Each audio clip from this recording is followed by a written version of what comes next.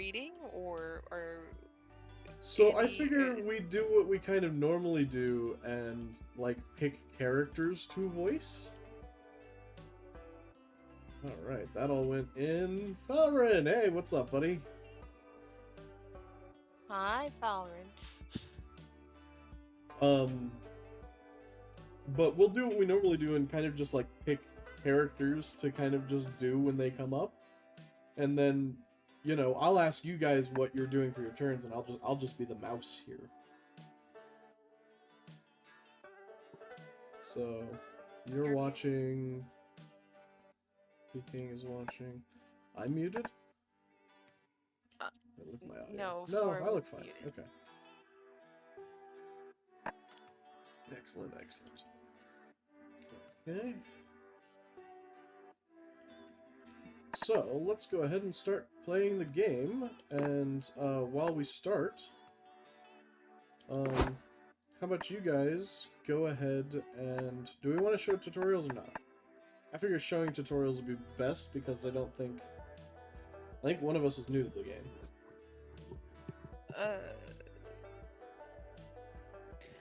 I've never done this one in particular, but Yeah, plus this is also a brand new game, so we'll show the tutorial. Right, for the viewers.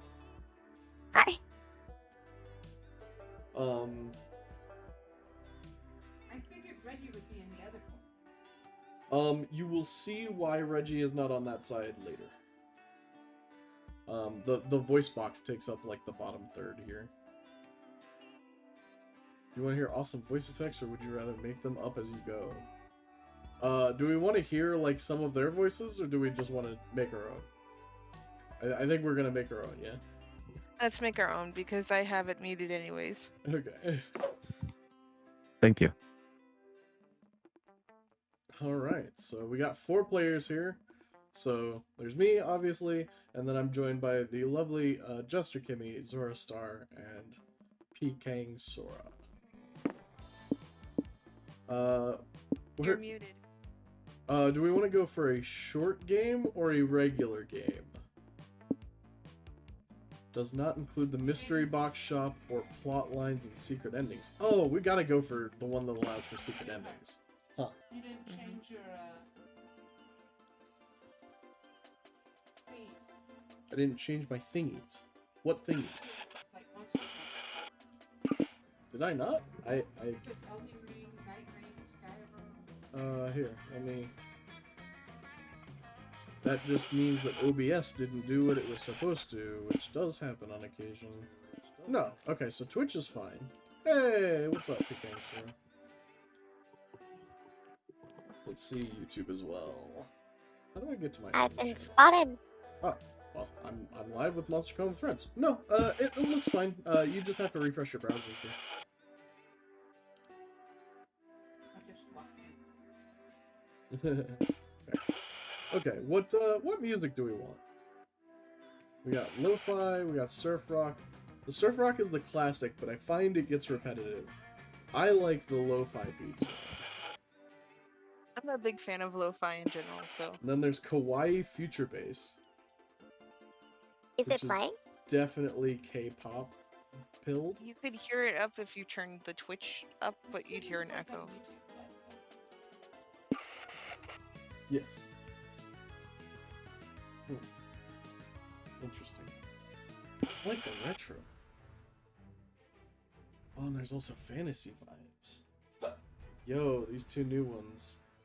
Okay, guys, retro or fantasy vibes? Zora, you gotta say 2. Fantasy? Fantasy or retro? The soundtrack. Alright, we're doing fantasy. Who wants to be the narrator? I can be the narrator. Yeah. Yeah. Ah, spooky con. For some, it was just a nerdy convention. But for us, it was 4 days to celebrate our many passions and obsessions. Fiercely. Unapologetically. And we weren't alone. Regardless of what you loved, you could always find people who'd make you feel seen and understood. Anywhere else, we might have been seen as weirdos and misfits. But here, we could finally feel like no matter who we were, we belonged. So, we also have the DLC characters here, so we, in addition to blue, green, red, and yellow, as we normally have, we also have Damien. I know someone here is a particular fan of Damien. The cat whose name I totally forget, she's the shopkeeper from the first game. Ivana, I want to say? She's the demon hunter. And then Milo. Check the row. Was that the soundboard?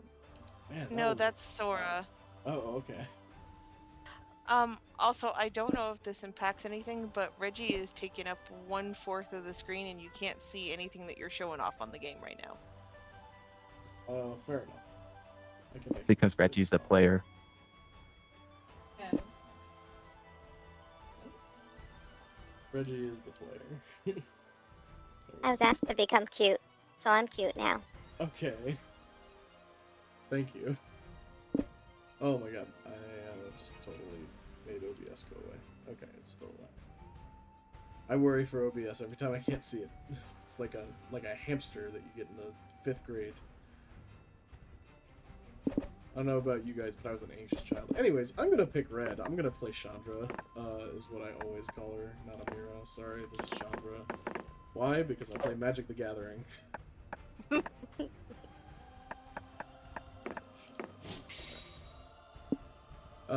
Who wants to be player 2? I'll do it. Alright. Just I've always been the Frankenstein girl. Blue, yeah. Did you want to be her again? Vicky? Yeah, I'll be her. Okay. Yeah. Vicky for the name? Yeah, Vicky's totally fine. She? She's really cute in this iteration. She That's she fine. is... Yeah, she's gotten softer, I've noticed. Mm-hmm. He, she, they? She. Alright. Third? Do I hear a third? Go see. Okay. Go see. Zora, who would you like to play? No? You wouldn't like to play? You're not picking right now? Okay, you have been voluntold, Peking. Okay, I'll be Phil, the yellow one. You'll Yellow. be yellow? Alright. Yep, She, his they? name's Phil. His name's Phil. His name's Phil. Okay. Yeah. And they. Perfect. Alright, now Zora. Who shall be your champion? It has no impact, by the way. Like, this is purely cosmetic.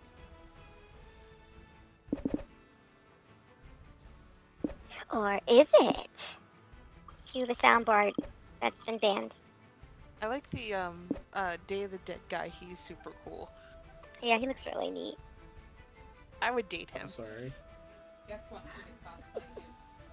Milo, yeah, Milo's dope. I love Milo. I would cosplay Scott. Because of course I would. Oh gosh, you'd be a good Scott. He's a good boy. I don't have a voice anymore. That's fine. Their voice can just be Red and yours. banned. Alright. Look, there's a lot of characters to voice in this. I understand if people want like a rest voice. Jimmy, does this sound bad? It sounds terrible. It is a little blown out, I will mention. Okay, do you want to be a con merch person? Do you want to be a fantasy cosplayer? Do you want to be a culture cosplayer? Do you want to be a low effort cosplayer, or do you want to be a tiefling?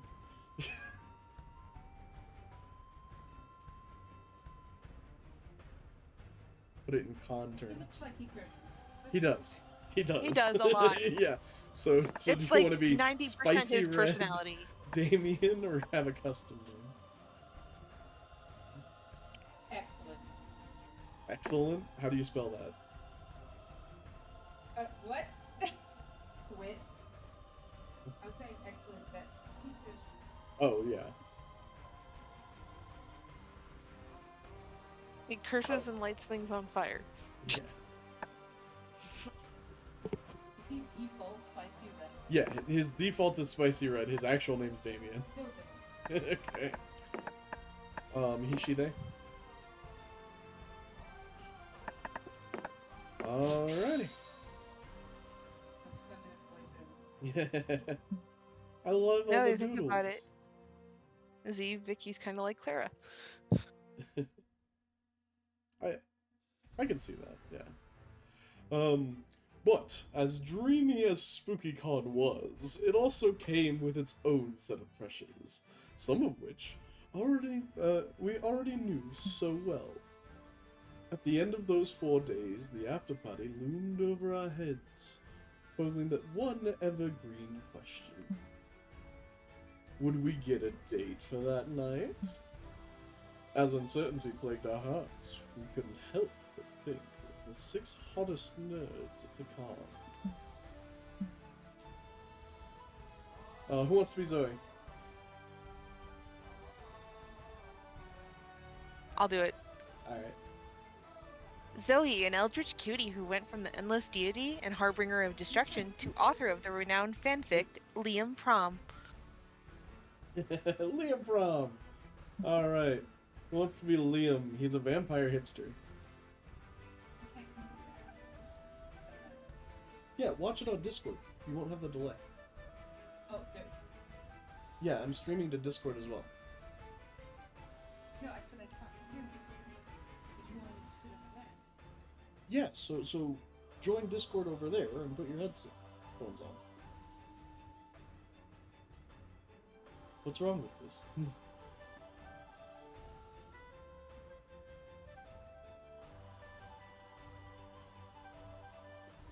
I'll be Liam. Liam de Lioncourt, a hipster vampire whose standoffish demeanor hid the fact that he was truly a lovable dork. And Rice is rolling in her grave. Let her roll. Who wants to be Doug? Just kidding. I want to be Doug. A kind-hearted slime that was incredibly broke from supporting all the fandoms he loved. Wants to be Omen. An evil overlord who recently freed up from imprisonment in exchange for giving up her passion for stabbing people. Oh, it's a her. Yep. This is a mimic. Who wants to be the mimic? Can I be the mimic? Yeah, totally. Go for it. The Go Sharp. An over-the-top mimic who preferred cosplay over shapeshifting, even if they weren't the best at getting into character. And then April 1st. You gonna be the clown girl? She's cute. Do I have a choice?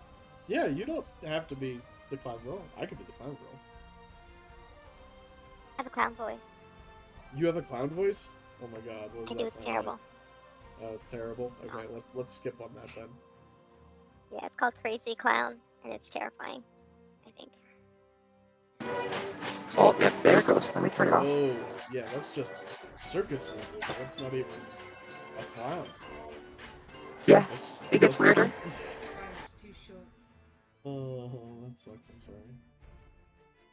Can I do anything here to make it better for you? Can I, like, tilt the monitor or something?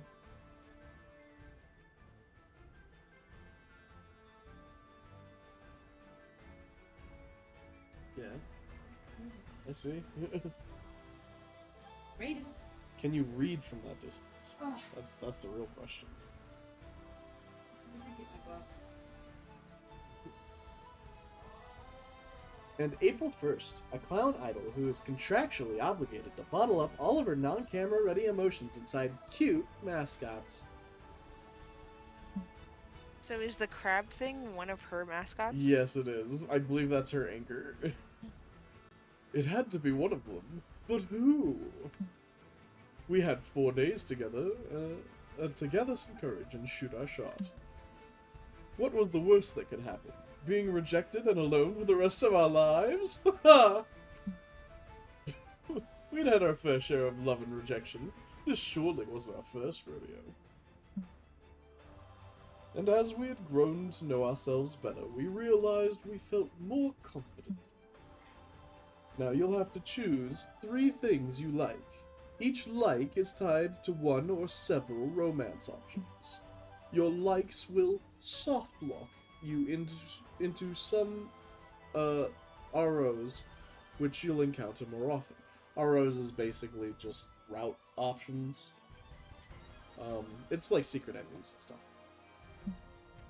You can correct this soft lock by meeting other ROs in the food court, which you'll see later. So if you started down a path of story and you're like, oh, I'm not vibing with this story, you can change it up at the cafeteria, which is like the mid-game point. After the likes phase, you'd be asked to choose a top 3 within a category. You'll choose your first, second, and third favorite option in descending order. This will shape your starting statistics. So, I'm gonna go with... Ooh, anime monologues. Cosplay is foreplay. Ooh. Stabbing. Ultra-layered memes. I mean, one day we'll tell this story on stream, but a big reason Zora and I are together is because of ultra-layered memes. Incredibly nuanced villains. Yes. And then drunken karaoke is pretty fucking great. Alright, what are 3 things, Jester? Okay, let's think. I'm looking at both headcanons and headcanons, and I don't understand what they're saying. Me too, Cat. Me too. You tell him, Raiden. I'm gonna go with enemies to lovers. Okay. DDR as exercise. Dope. And you know what? Also do incredibly nuanced villains. You're nitpicky. Yes, it does. Alright. Let's see. What did you like? Oh, calm down, Valerie. Okay. It was just out loud. Chat, don't let him fool you. It's hard. We'll do DDR as exercise size. Okay. I like the epic backtrack we get to. Stabbing. Stabbing? Stabbing is fun. Like needlework. Haha. Yeah, sure. You're not fooling nobody. And then, gosh, this is hard. Yeah, Drunk right? and There's some karaoke. good ones on here. Yeah. Alright, Zora. Tell us 3 of these things you like in descending order. From best to last. Yeah. Oh. Right? Whoops. Yeah, it's a hard decision. Valor. Valor is stressed out about this decision. He's yawning, that's all. Oh, your boy. I was like, I'm stabbing. tired.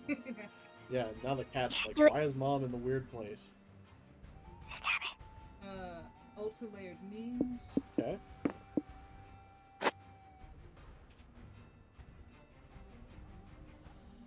Endless merchandise. Hell, stabbing. Yeah. Yeah. I feel like Choose your top 3 favorite Pokemans. Oh man. Okay. Corporate woman. With guns! With guns. Woman with guns! And then Sick man design. with beer! And No, then it's like Puppet Man, I think. with flavors like banana, fish bitch, and gun. Okay. This is Hopefully. so It's actually a corporate secretary lady, Yeah, okay.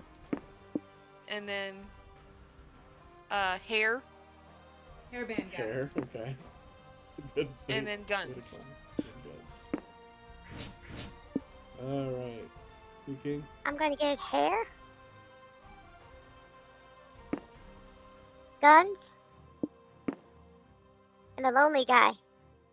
The lonely guy. The one that's Yeah, he drinking or lost the his one with kid. puppets? Oh. So he has puppets now. Yeah. Oh, He That's his story. lost his kids. We're already inventing a canon. Okay. What He about didn't you, lose Zara? his kids. Those So- are his kids. Yeah, he Gun couldn't have kids. lady. Okay.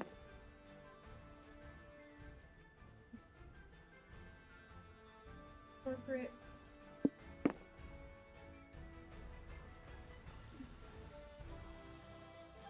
Wow, we drink loud.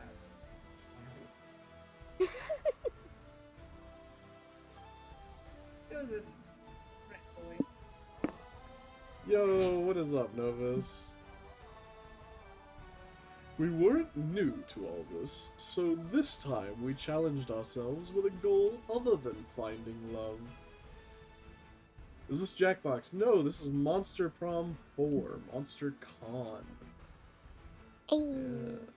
With the support of Zoe and Liam, we had decided to take on a project we'd been putting off for too long. Making our own comic. We had so many ideas, and yet, we always found excuses not to work on them. But the con was the perfect setting to find inspiration and go for it. Choose the genre of our comic. I do believe we all have to agree on this, because I think it'll only pick one. So, romance or action? I'm gonna personally vote for romance because I'm a sucker for some shoujo. Violence. Okay. So we're 1-1. Oh, man. I want some violence. Ah! Alright, and I don't want to tie it up, so I'm gonna go with the violence too. Sorry. We're in a dating game. Look, maybe we fight God at the end of this dating game. You don't know. And then we That's a get bunch of God. a girl/guy, or just everybody. Yeah. The fear of failure had stopped us for too long, but then we reminded ourselves the one thing that always kept us going. That we were young and unafraid. And we were ready to start. Alrighty. So, this is going to go over kind of the basics of the game, just to get everyone kind of on the same page as to what we're doing to control the game. So, Kimmy, I do believe you are Zoe. Wait a second, champ. Yeah, no need to rush into this. We're here to give you some tips on how to do cons the right way. Think of it like some sort of tutorial. God knows you could use one of those. As everyone knows, the main activity of a con is finding love. Eh, Yeah, I know, it isn't really, but this is Sandra we're talking about. Look at her. She's probably aiming to get a date at the big con after party. yes. The silence speaks volumes. Well, if you want to get a date, you better get to know each other, know the other person, and what they look for in a potential partner. Exactly. Do they share dreams and fears? Are your visions of the world in sync? Are your souls truly compatible? Too complicated. Let's say someone's personality can be defined through 5 traits: smarts, boldness, creativity, charm, and fun. Let's call them stats. It sounds cooler and more video gamey. A tad reductive, but let's work with that. Then you have to ask yourself, is your fun high enough for someone who loves to party? Is your boldness low enough for someone who likes peace and quiet? sometimes people are even more ambiguous.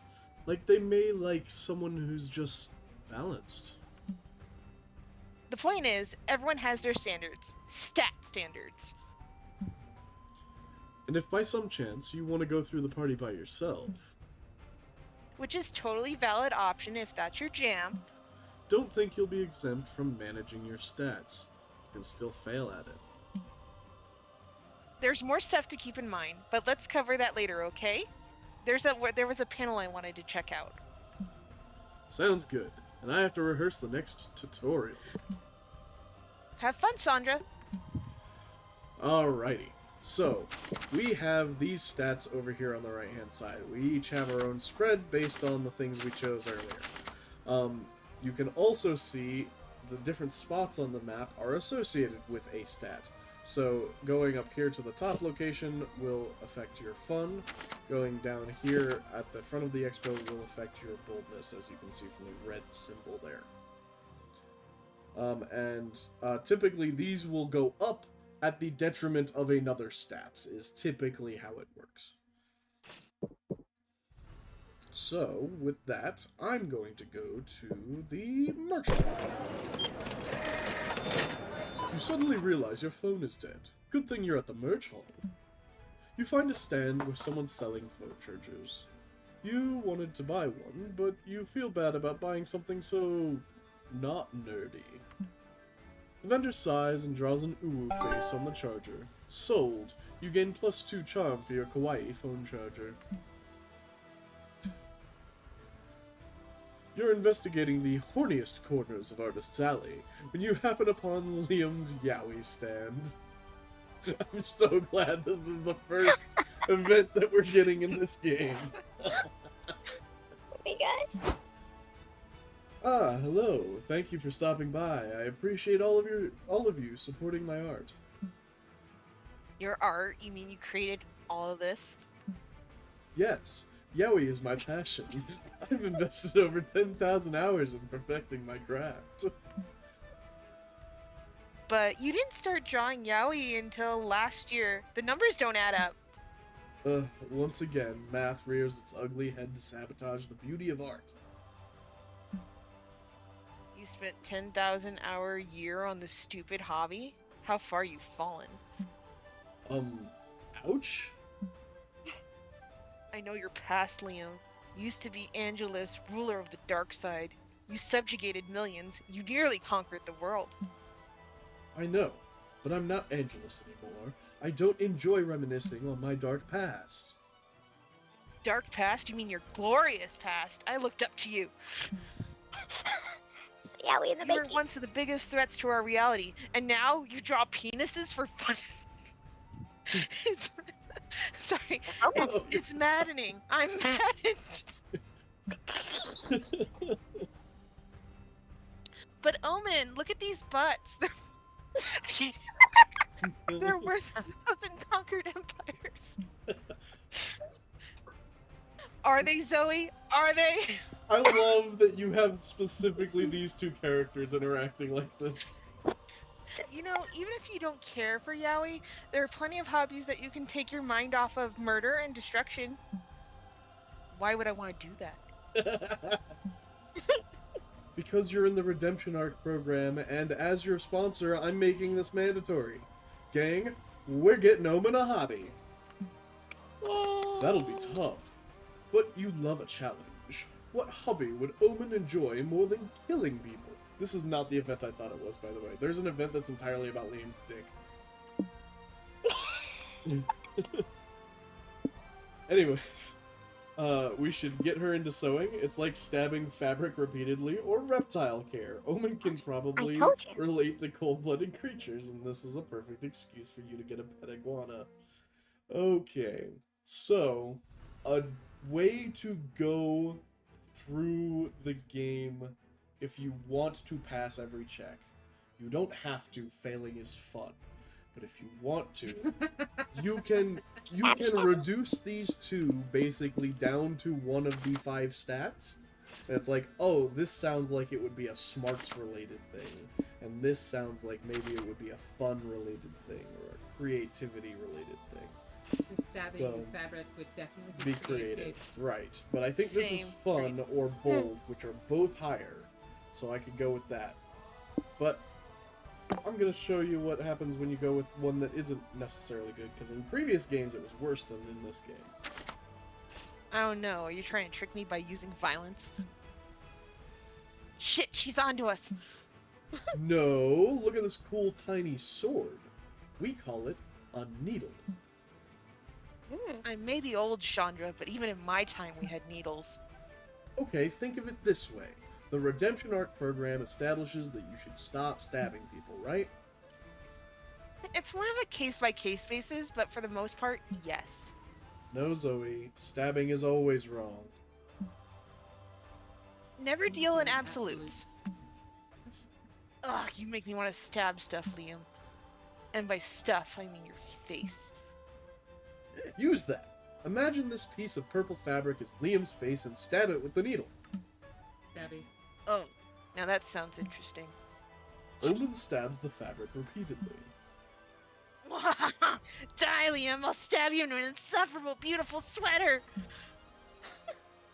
You channeled Owen's desire to stab Liam into a healthy outlet. Genius. Huh. I guess I'll take a win where I can. You gain +2 boldness and lose 2 charm for introducing Omen to the wonderful hobby of fabric stabbing. I mean, sewing.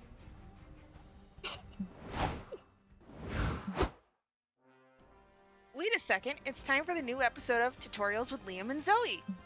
Yes, we realized we have explaining the importance of managing stats, but we didn't cover how to manage them properly. Exactly, stats can be managed in a number of ways, but let's cover the most important one. That'd be experiencing the sort of absurd and exciting adventures that usually take place once you visit a location. Let's call these experiences events for short. Normally, during an event, you face a conflict you must solve by choosing between potential solutions, the options, if you will. What you choose will define you as a person. If you choose a smart option, you will gain smarts. Yeah, if you choose to punch a bear, that'd be quite bold of you, so you'd gain boldness. But stats are also lost when choosing an option. Every path not taken is a stat lost. Which is to say, if you choose the smart option instead of punching the bear, then you'd gain smarts, but lose boldness. Just try not to punch out a bear, okay? Liam, let Vicky punch a bear if that's who she is as a person. Anyway, there's a few more ways of managing stats, like... Liam, let's write those down in a manual or something. I really want to go check out those limited figurines I told you about. And what's really cool about this game is they do actually have like a journal manual in it now. So you can go through pretty much everything in it. It's wild. True, we can keep giving you tips later, yes? In the meantime, don't get yourself killed. Alright. Kimmy, where would we want to go? We have the main stage, the community zone, the lobby. Let's go to the lobby. Okay, cool. You check out the games going on at the community zone, and you find an area dedicated to retro video games. You start by playing some N64 games. Then you go further back in time and play the original Super Mario, where Mario is a dick. You round out your playing session by playing checkers and the royal game of Ur. Your Mesopotamian gamer skills grant you +2 fun. Now it's time to enter the world of heroines, with miniskirts and transformation sequences. You're attending a discussion of a magical girl anime. Who was the mimic? You're the mimic, Sora. It says wah. Wah! The magical girl round table has begun. All of us love magical girls, right? Of course, it's a genre that both empowers women and gives us upskirt shots. It makes sense of feminism to take a screenshot. True, and they're so relatable, they have mascots like me. Yeah, we've noticed. Liam senpai, what about you? Honestly, I think the whole magical girl trope is a little played out. You take that back! I will not. There are basically only two types of magical girl anime. Ones that copy Sailor Moon's formula, and the ones that try too hard to be edgy. Then surely you're willing to put your money where your mouth is and come up with something better. Of course. They should make a magical anime girl where, I mean, Vicky, you and I were just talking about this the other day. Tell everyone about my amazing subversion of magical girl tropes. Please. Aw, how can you say no to such a pathetically cute request? Come up with a new twist on a magical girl genre. The next step for a magical girl is the logical one. The magical middle-aged woman with new unique tropes like magical soccer mom and magical MILF. Excuse me, we have that. It's Sailor Pluto. There's one thing that's never been challenged in a magical girl anime. It's time for a magical girl who wears pants. That's also been done. Yep. They're magical boys. Yes. Yes, I'm gonna go with Oh, or Fantastic Ladybug. She don't wear yes. shirts. They all wear Yeah. pants in that show. They all wear pants. Jumpers. I don't know I'm enough having a about hard magical time girl pegging anime for down this. what would be smart, bold, or creative. Can we on ask the this. chat if we don't know what to pick sometimes? I mean, The no. Let's keep it our choices. Okay. Okay. Okay. I feel like if So- we give it over to chat, we'll just lose too much time on people waiting for chat. That's fair. Get my dice. I'm gonna go with pants. She's cooler looking, anyways. All right.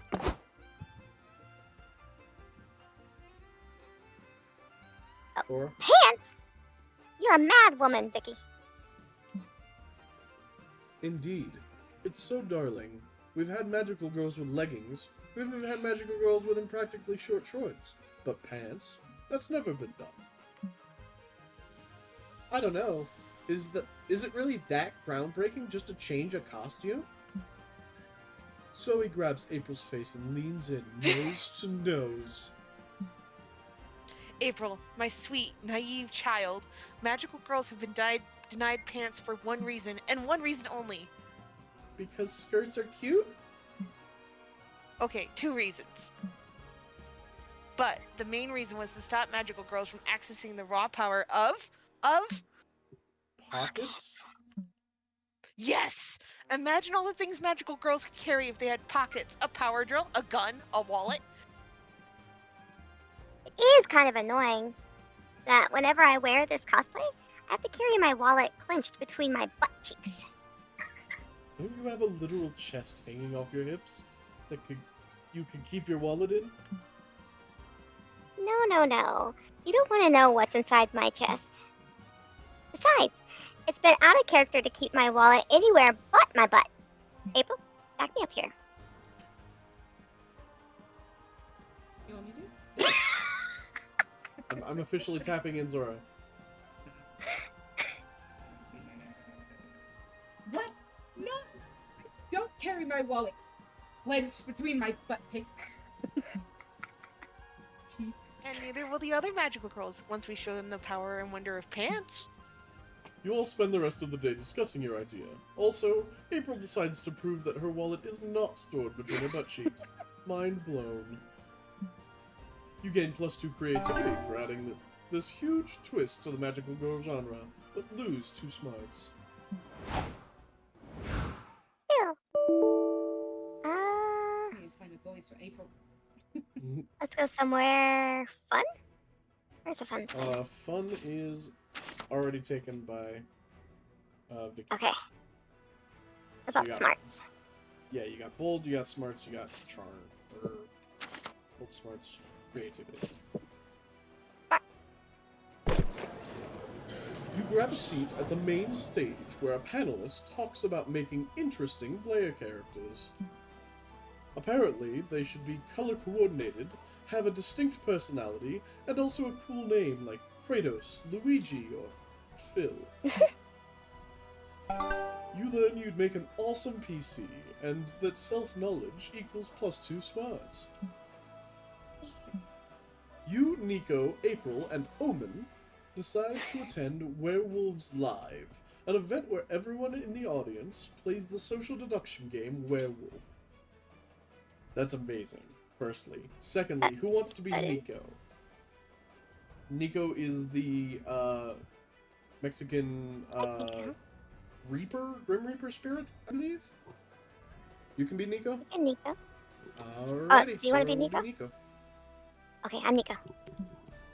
Under your chair is a card with your secret role. You're a werewolf.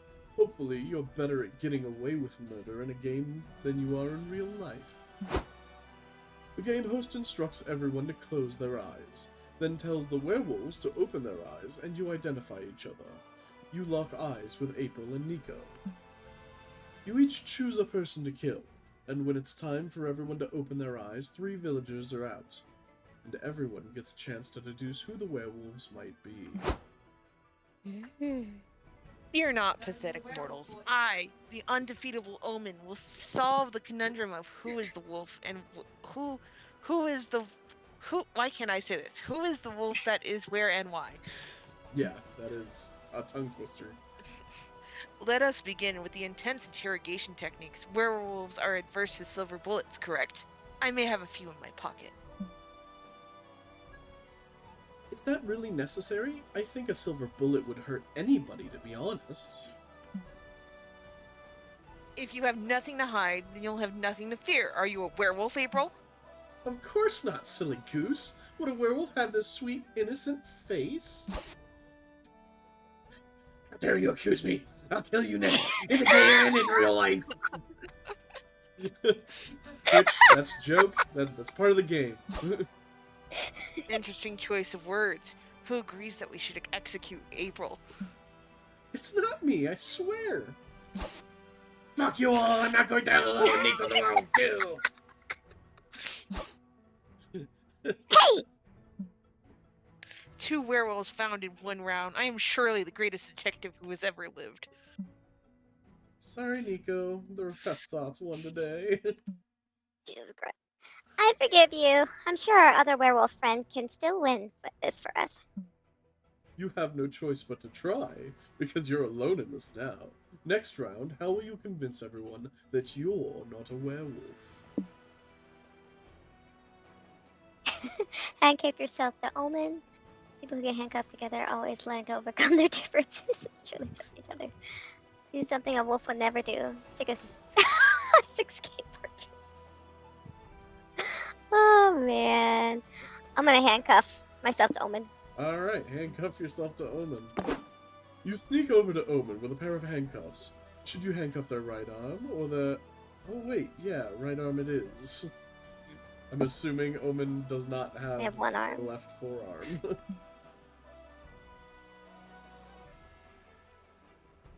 Jester, that's you. Oh, you're muted. I was muted, sorry. Phil, what fresh hell is this?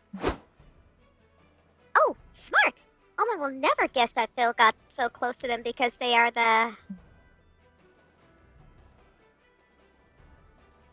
Oh my god. Go pray me for someone today. Sorry, gotta go do my vocal workups. Oh, I see. You wish to help me find the wolf by invoking the buddy cop handcuffed to the former criminal turned anti-hero trope. Excellent. I am perfect for this role. But does that not make you a cop? How can I trust you? All cops are bastards. Oh my god, they worked an ACAB into this game. I may be a bastard, but I know my detective work, and for example, I think we should take out the fairy over there. She's got the shifty gaze that... Say less. Omen pulls out a knife and stabs the fairy in the eye. Oh my god. Omen! You're not supposed to actually kill people, it's just a game. Which is one of the things I must learn through this character developing experience. You'll learn to loosen up a bit. I'll learn not to shoot people just because. You spend the game working together with Omen and kill everyone else, and only kill a few IRL. Character growth. Only you and I remain, Officer Phil. Does that mean we reign victorious? No, Omen. Now I have to kill you, for I was the werewolf all along. What? You bastard! Haha, you truly had me. It seems you were the real charismatic villain all along. You gain +2 boldness for your bold handcuffing plan, but lose 2 fun. Ah, Damien. Sorry, Damien, do you want to go to the hotel My or bag. the lobby? baby. Boldness and creativity. And don't worry, it'll shuffle the order after this, so you're not always the last.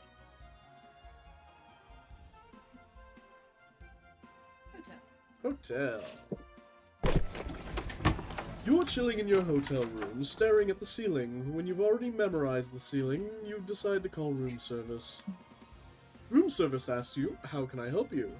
You tell room service you memorized the ceiling because you were bored. It turns out room service loves your room ceiling. They've memorized it out of boredom too. You talk about it for hours. The conversation is enriching and it inspires you for any ceiling-themed creative project you may have had in the future. Gain +2 creativity. You head back to the hotel room with Liam and Omen, and walk in on Doug letting the SpookyCon mascot use his laptop for some reason. Oh. Absolutely horrible. I don't like think this that. character will have a voice, but in case it does, I want it. I think he should just wheeze. I have a wheezing sound. You want me to play the guys. wheezing sound? Hey guys, I'd like you to meet my friend Pom Pom. He's helping me get a better life. What do you mean by that? Financial. Well, we got chatting outside, and I was talking about how much I loved comics and movies, because you can live vicariously through the characters. And he said he knows a way for me to live a new life in real life. We just have to swap identities. Oh no. He's almost done using my birth certificate and social security number to make a pretend ID with my name and his face on it. Don't fucking let him do that! He's stealing your identity! No, he's swapping identities with me. Don't worry, it's an even trade. I get Doug's clean criminal record, and he gets daily call from my parole officer. Fear not, Liam. I have an idea. Omen snatches Doug's laptop out of Pom Pom's hands and throws it out the window. Good job. Hey, I was using that. I'm not leaving until I get a new identity. Yeah, that's fair. It's not fair. He tried to scam you. Hey, I said he could have a new identity, and I'm a slime of my word. You have any spare identities he can have, Damien?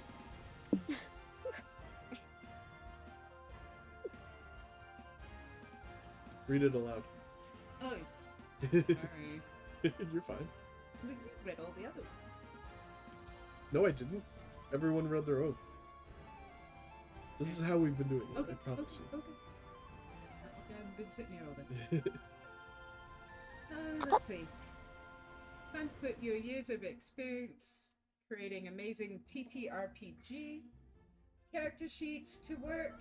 This is the same thing, but illegal. Trust in what? Carcinization. Couldn't read that. A proven form of convergent evolution in which non-crab Yes.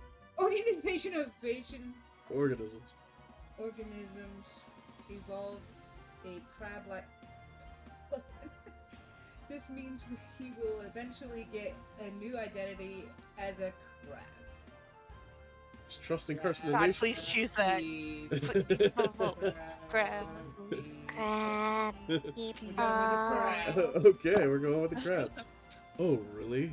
I've never heard of that before, but I have always liked crabs. But Alright. carcinization takes thousands, if not millions of years to...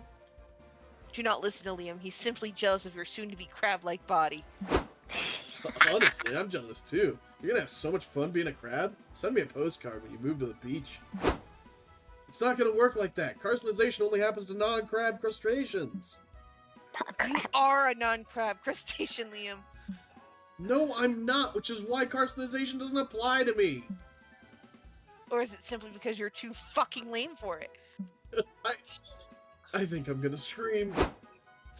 So do you guys really think that I have what it takes to be a crab? Of course you do. You just need to be prepared for it.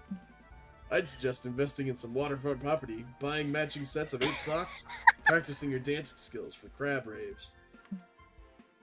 The crab raves? Yeah, the crab raves. The internet has taught me that they're a big part of crab nightlife.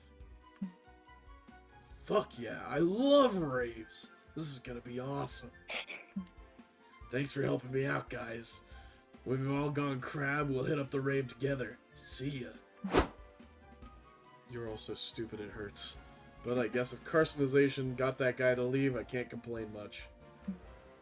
Yep, good on you. You gained +2 smarts for sort of teaching everyone about carcinization. But you also lost 2 creativity. Trade places! Everyone choose an animal. Say your choice out loud to the other players before advancing. Horse. Cheetah. Cheetah? Okay. Red panda.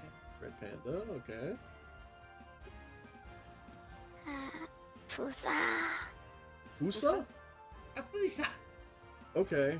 And wolf? That's gonna be really close to a red panda, but we'll see. Wait. We'll see if it matters. Hey, I did wolf. say wolf. Okay, red wolf. Main wolf. Main wolf. Got it. Okay. Player orders decided based on how intriguing it would be if a new magical girl anime had this animal as the main companion for the protagonist. Start debating now. What was yours, Z? Or what was yours, Andy? Or, Mine was sorry, horse, Guess. so mine would be a horse girl anime. So like a horse unicorn. magical girl anime. Yeah, I mean, arguably She-Ra could be considered this. She-Ra. And those Zensho. What's it called? Xena. Sorry. Xena. Zensho? Which one had the Pegasus? The Pegasus anime. I think She- it was she draw? Pegasus that showed up Oh, in Xena, but Zenshu. Sora's thinking about Zenshu? Zenshu. There's an anime recently out. It's an isekai where she has magical girl powers, but there's a unicorn. Okay. Okay, cool. So Red Panda Anyways. feels sort of typical, but I'd want to watch that. I mean, Main wolf. is it typical? The only show that's really used it is like Avatar. And that wasn't exactly a red panda. what did It you is. pick? I did Cheetah. Yeah, cheetah isn't likely. It's a little exotic. I don't know why they don't like going with African animals for that stuff. So do you think good for Africa is like rawr. We just need their diamonds and their land for food. Rawr. So there's Tokyo Mew Mew, who already got some has a wolf in it. Does it? Tokyo Mew Mew? That's cool. I don't. Is Yeah. that the main wolf? Who- Main- main wolf. wolf. Like, Okay, technically, I agree, it's not a wolf.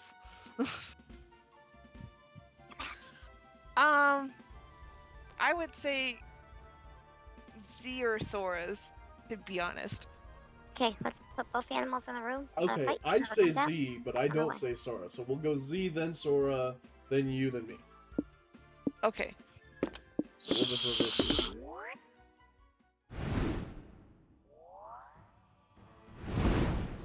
Should have stayed with Fusa. Alright. I haven't seen Welcome any to main the wolves. food court. I need to You'll get be argue my visiting this point. place twice per run. Ah, yes. The tutorial will be delivered by me, the narrator. Tutorials explained by characters are fun and immersive, but as the narrator, I have the power to go straight to the point. For example, I can just tell you that by pressing tab, you can access useful info. Or that you can consult the dialogue history by either pressing H or mouse wheel up. Cool, huh? Anyhow, back to the food court. Food court's turns are about getting to know the one person that you want to take to the con after party, even if it means getting to know yourself. There are 5 tables you can choose from. 3 of the tables are populated by the 6 romance options in pairs. One of the tables lets you call one of several guests who are essentially alternative date options. Finally, there's a table for you to sit alone. These tables are tied to their own mechanics as usual. Jam is obscuring said mechanics a bit so you can focus on the narrative side of the experience. By playing, you can slowly but steadily learn how everything works. But if that's not your style, we've added helpful explanations for everything in the manual. Feel free to check it out. Just keep in mind that each table only allows for one player. Now, go choose a seat. So you got April and Doug, you got Liam and Zoe, you got Omen. Omen? Omen and, is it Nico? Yeah. Oh, who do you want to sit with? Omen or Nico? Omen? Omen. Yeah. So you want to go on a date, huh? As we've said, these mechanics are covered in the manual, but there's one little thing we wanted to cover here. You'll see some peepers on the different dates. They're sort of a spicy meter. Yeah, that is peppers. I thought it was peepers. It's alright. I mean, I thought you were more likely to see peepers than peppers in this game. Right. For you experts. So you'll see peppers on the different dates. They're a sort of spicy meter. This is like declaring your preference of spiciness when you're pursuing a date. It doesn't affect the date itself, but the ending you'll get if you succeed. So basically, harder checks will be worth more peppers? The art might be the same, but the narrative won't. Oh, okay. 0 peppers will make the ending even more platonic. 1 and 2 peppers will make the ending somewhere between romantic and suggestive. 3 peppers will make the ending definitively naughty. But I was very naughty. Just keep in mind that Thank you, choosing a low amount of peppers won't affect the content of secret endings, which might be nutty. It's unavoidable.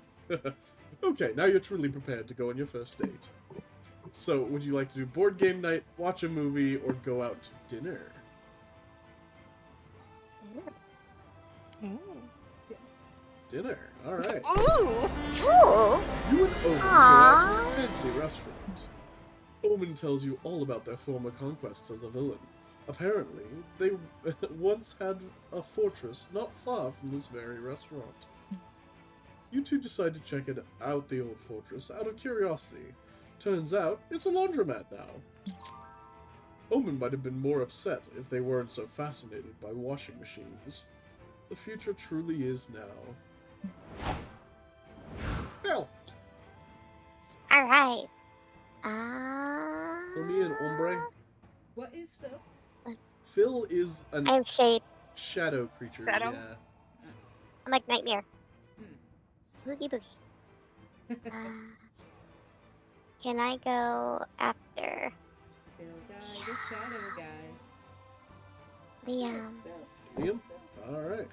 Yeah. Liam and Zoe. Do you want to go for a walk, watch a movie, or visit a museum?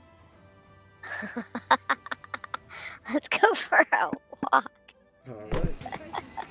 You and Liam go on a lovely stroll through the park. He uses you as a captive audience to complain about several things. The weather, the economy, his bottomless hatred for single-use plastics. Anyone else would think he's having a terrible time, but you know that complaining is Liam's love language. And as a certified Liam enjoyer, you love nothing more than to hear him talk shit. What a catch. Ting. I'm gonna date the Extra. mimic. Alright. Give me Nico. Nope, you can't. He was at the same table as Omen. No. All right. God, do I want clown or do I want goo? You might get a guest. Yeah, there I'll is take- also I'll the guest table. I'll take the guest. Oh, do you want Miranda, Scott, or Vera? Oh shoot. Okay. Okay. Miranda's like snooty and kind of evil. Scott is certified good boy, and Vera is like a rich snooty girl. She's the businesswoman. She's the strict Yeah. businesswoman. Give me Vera. Alright. And as I recall, You also voiced Vera. Oh yeah, I did, didn't I? If you want, do though, Vera. we can. No, Okay. I'll do it. It's a.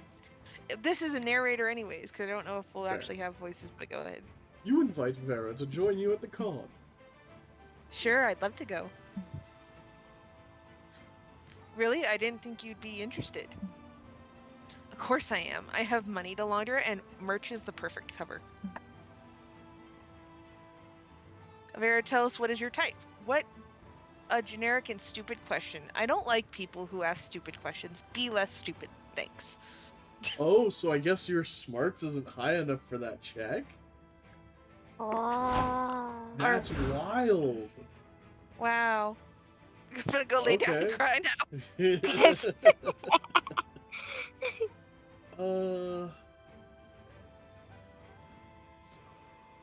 I think I'm just gonna visit a museum.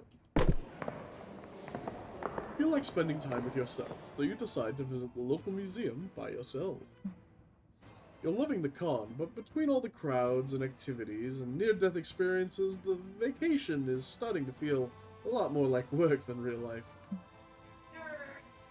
All that made you really appreciate the quiet of places such as museums. Gain +2 charm. Oh, that's just a stat boost too? Nailed it. Nice. Alright, are we gonna shuffle again? Oh. It's time to work on the comic. As your creative mentors, we've prepared very original questions that will spur extraordinary ideas. We've written 2 per day. You're welcome. Once the exercise is done, you might see no comic just yet. But you have to trust the process, Chandra. Your efforts will come to fruition by the end of the con. Totally. How you choose to answer the exercises will impact the script of the resulting comic. I recommend that you remember, or even take note of, every option you choose during this exercise to better savor its impact once we get to see the resulting comic. I might actually do that. And there's more to these exercises. All these choices will shape you as a person. Which is to say, they will affect your stats. You'll feel those changes each time you solve one of the exercises. And there's one last thing I love about creative work. When several people collaborate, it changes them all as a group. That's right. My personal advice is that even one person is answering an exercise, the whole group should discuss it. To be clear, you'll gain a lot of the stats tied to each chosen option, but you'll lose the stats tied to the options not chosen. Dang. And these stat effects will equally affect all players. Wow. Shush to that voice. It's breaking the immersion. Ugh. Anyway, enough procrastinating. Zoe's right. It's time to get to work on your craft. Hold this pencil and let the mind wander. Now it's time to take a break from your real-life shenanigans and brainstorm some fictional shenanigans for your comic. Oh, are we ad-libbing this? Go for it. What's something that stirs fear in your soul? Okay, so we're collaboratively answering these.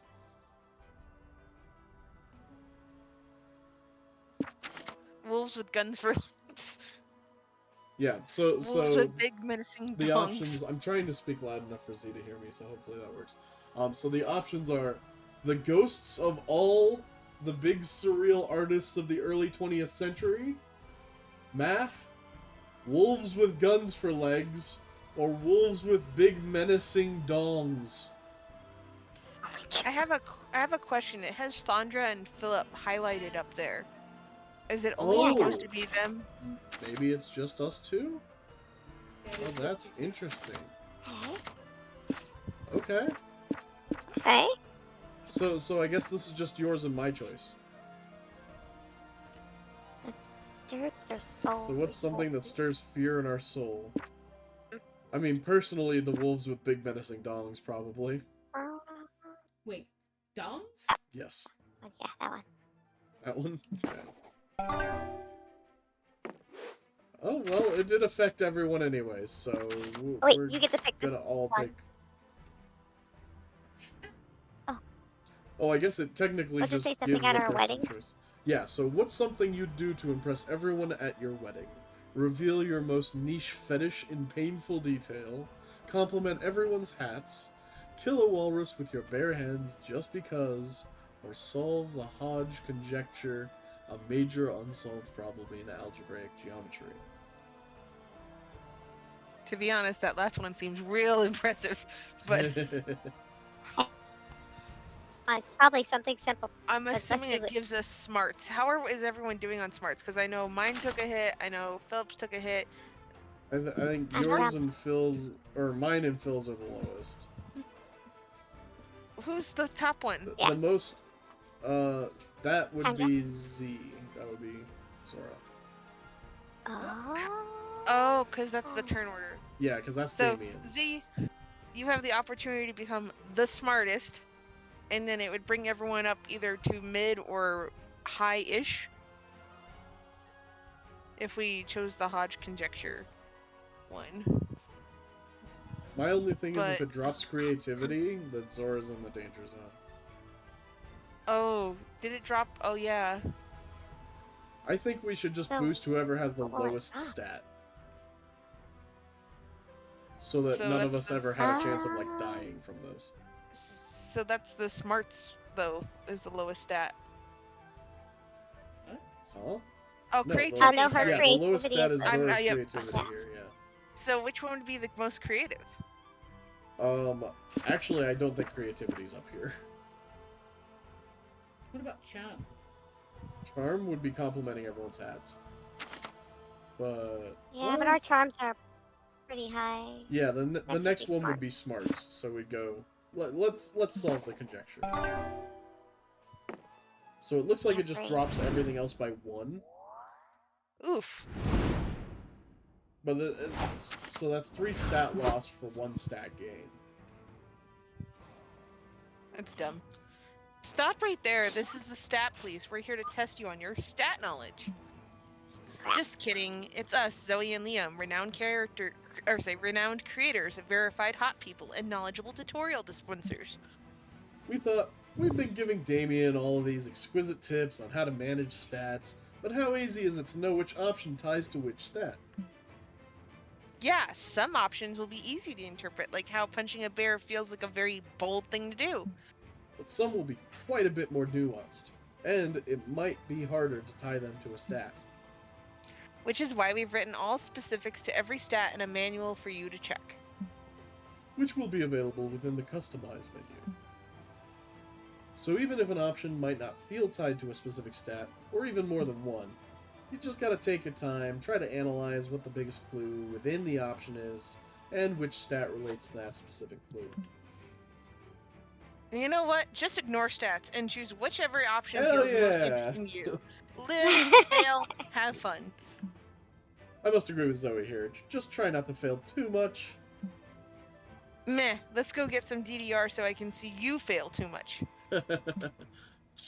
Let's go, but don't be surprised if you're disappointed. See you around, Damien! Alright, so where do you want to go now, Z? The world is your oyster, you can go anywhere. Bend it. Vendor's Hall? Okay.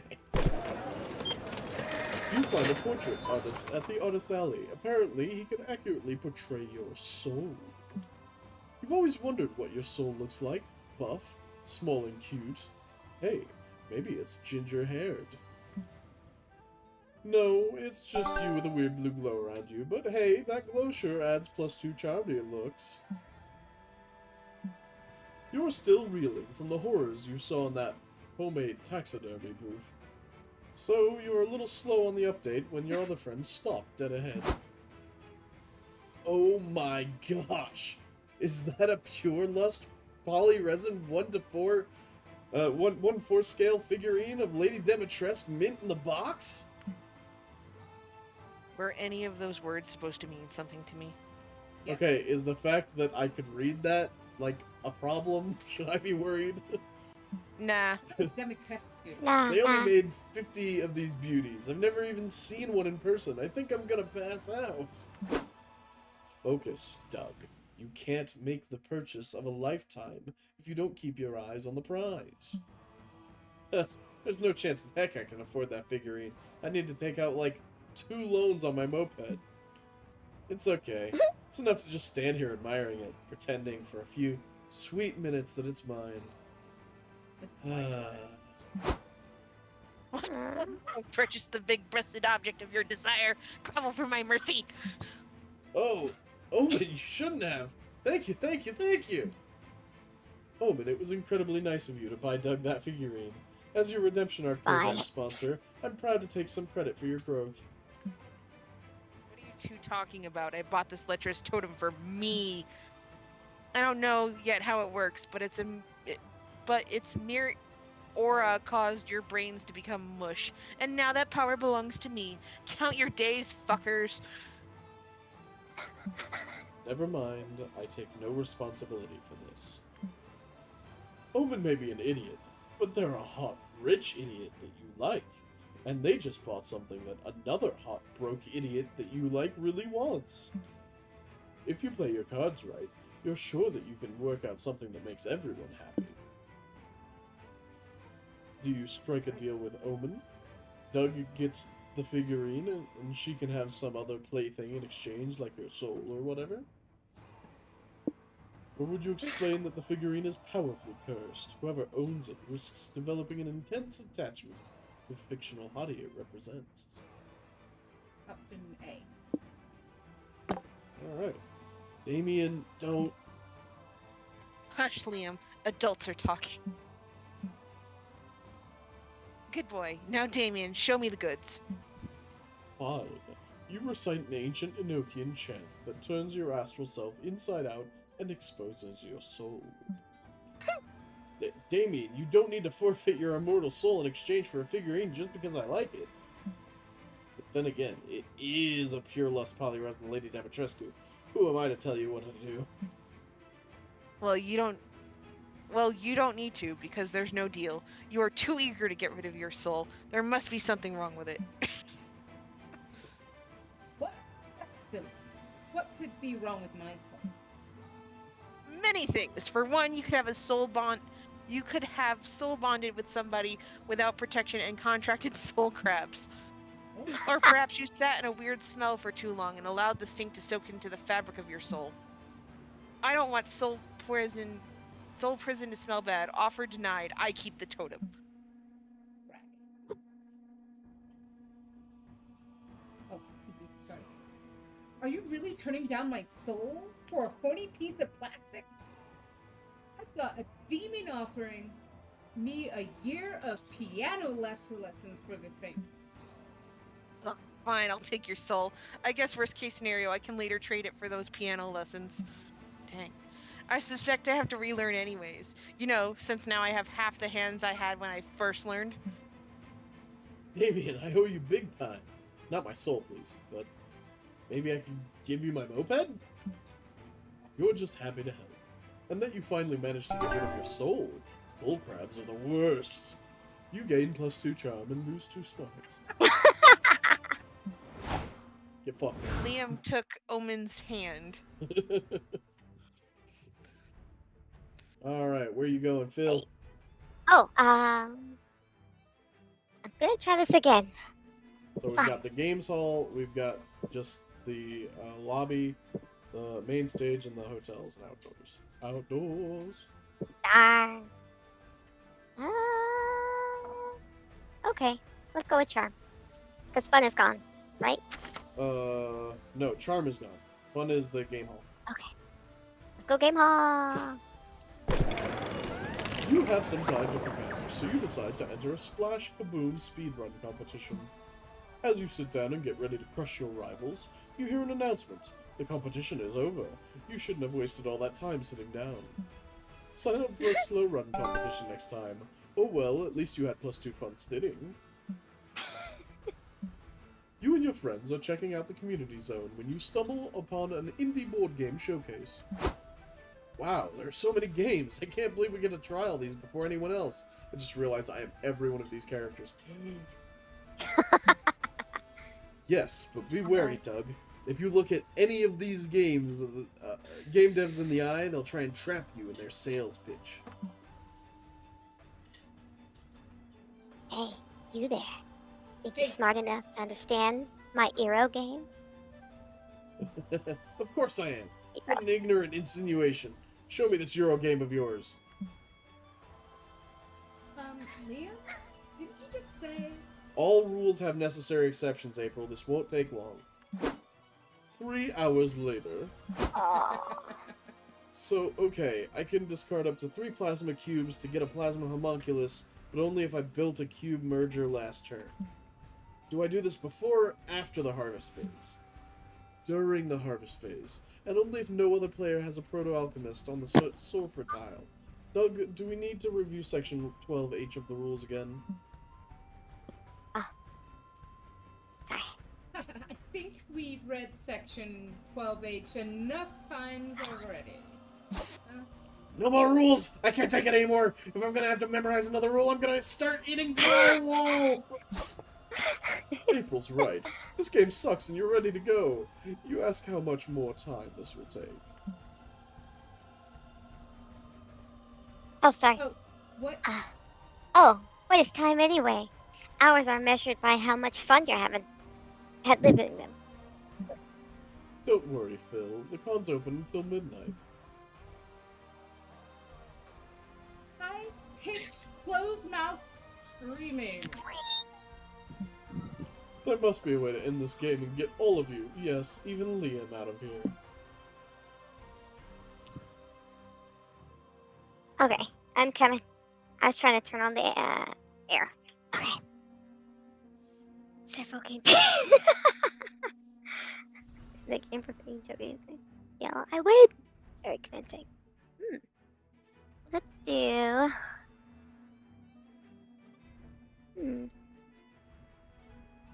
I win. Alright. Yell I win, very convincingly.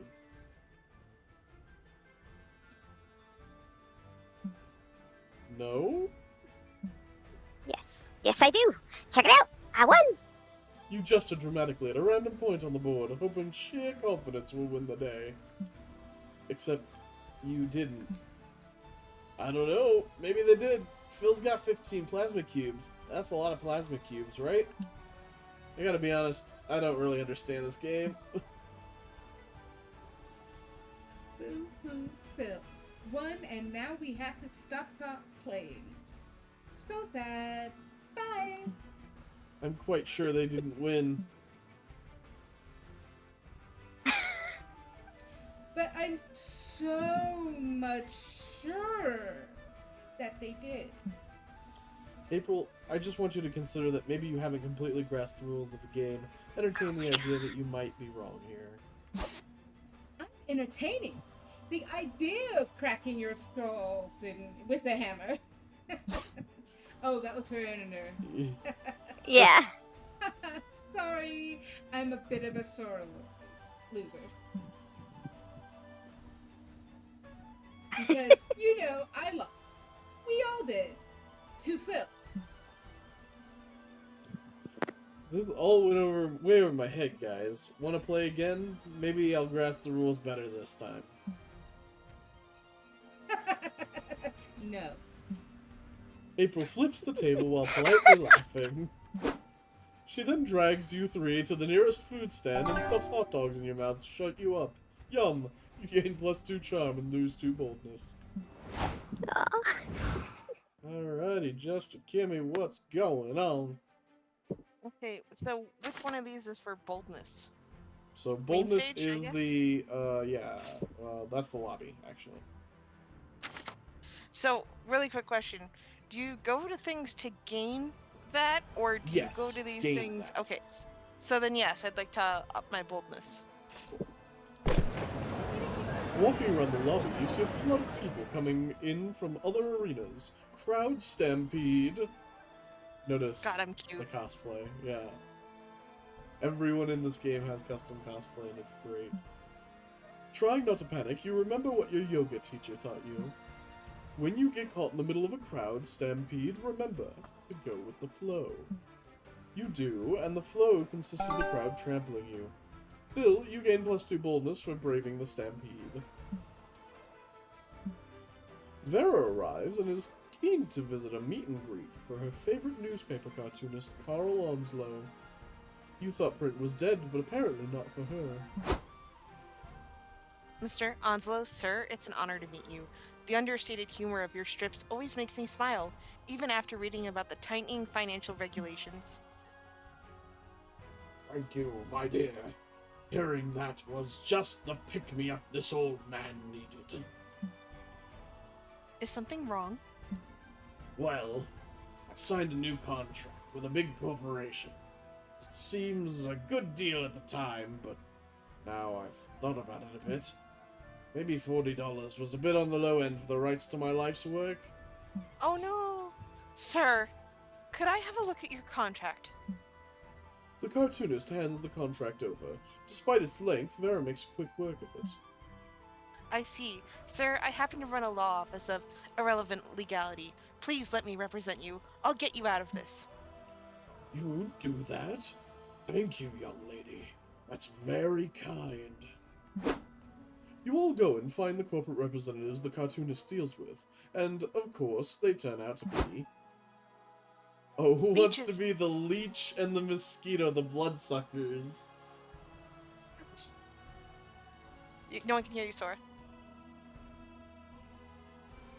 She wants to be the mosquito, ooh, but their voice mod and their microphone's not working. Okay, Oh no, it's not that. It's I was just muted. okay. Oh,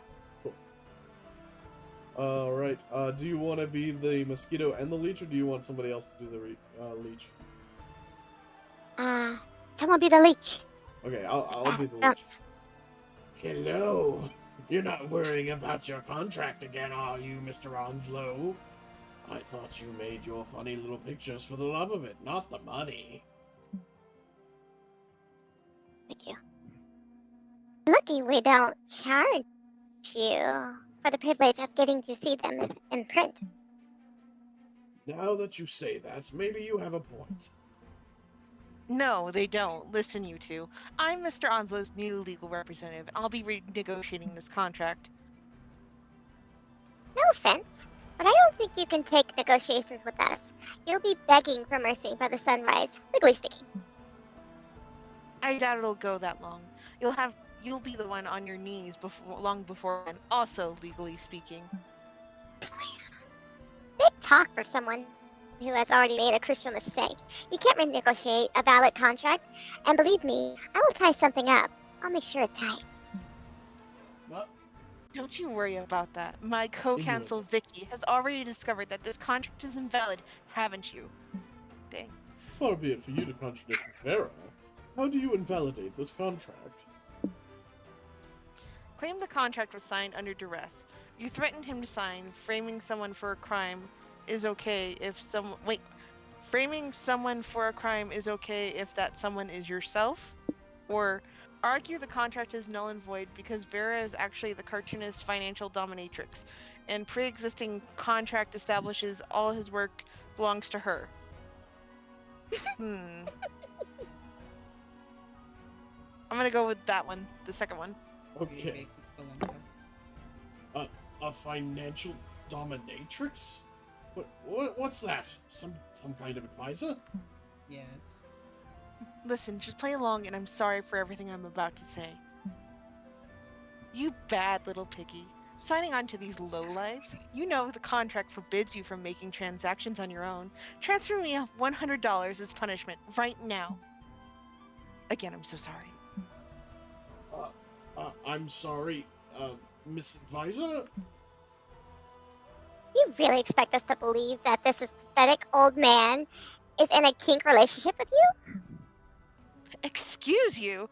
The only one who talks about my fun sub like that is me. How about I take a look at this contract of yours? Make sure everything checks out.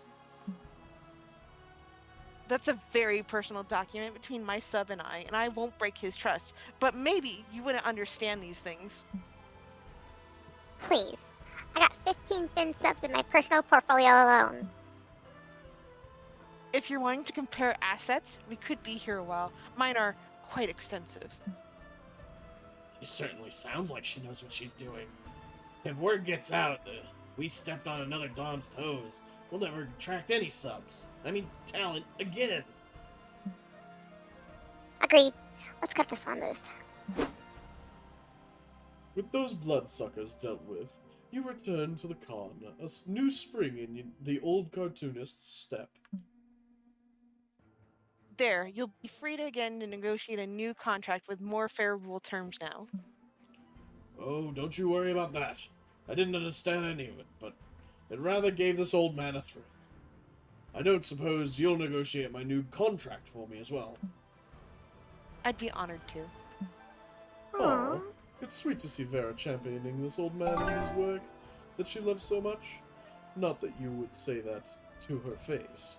You lose to boldness and gain to fun. I've lost the boldness I just got. Yep, I mean that's the roll of the dice, baby. Ugh. All right, I'm gonna hang out at the hotel. Oh, nice. You get an ice cream cone at the food stand. Damn, you ate it too fast. Brain freeze. You feel like you can't move. You stand still for what seems like ages. The entire con passes in front of you. You imagine everything you'll miss out now that you're frozen forever. Suddenly, the brain freeze passes. After such a traumatic experience, your neural pathways have been changed forever, effectively gaining +2 creativity.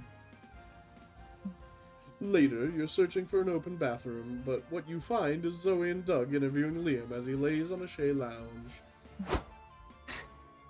Come on, Leon, you gotta dig deep for me. What's your biggest kink? I'm not answering that. The muse could come from anywhere, Liam. Please respond. Zoe, you know I'm happy to let you mind me for content for Liam Prom, your fan fiction where every character is an alternate universe version of my illustrious self. Oh, nice seamless lore drop. But I still have some dignity left to maintain, you know? Who needs dignity? I'd rather have content. Content like your biggest kink. The subject's being unruly, Doug. As my moderator, I authorize you to get the ice bucket. Oh no. Dousing me with ice water isn't gonna make me talk. For all you know, that could be my kink. Doug, write that down. Oh crap, I dropped my notebook in the ice bucket. No! Zoe's interviewing tactics lack a delicate touch, one that you could surely provide. Also, you'd love for them to wrap this up and move the Shea Lounge out of the bathroom so you can piss. So ask a question Liam will actually answer. Liam, please recount a recent dream of yours. If it happens to be boring, please make up one that's actually entertaining. Thanks. Liam, keeping in mind that we will design a zany character based on your answer, would you be open to sharing your deepest, darkest fear?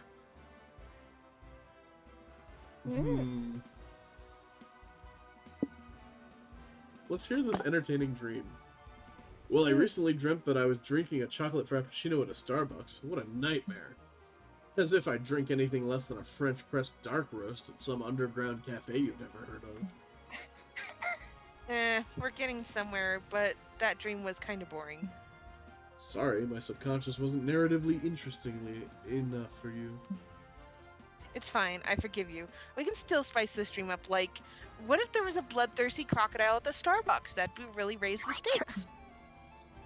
But there wasn't a crocodile in my dream. Zoe's onto something, though. You should dream of more crocodiles, Liam. It'd make things much more exciting. This is perfect. My next character will be Crocodile-Fearing Liam. A Liam that represents Liam's fixation on crocodiles, which appear in all of his dreams. Makes so much sense. Except it doesn't, because I don't dream of crocodiles.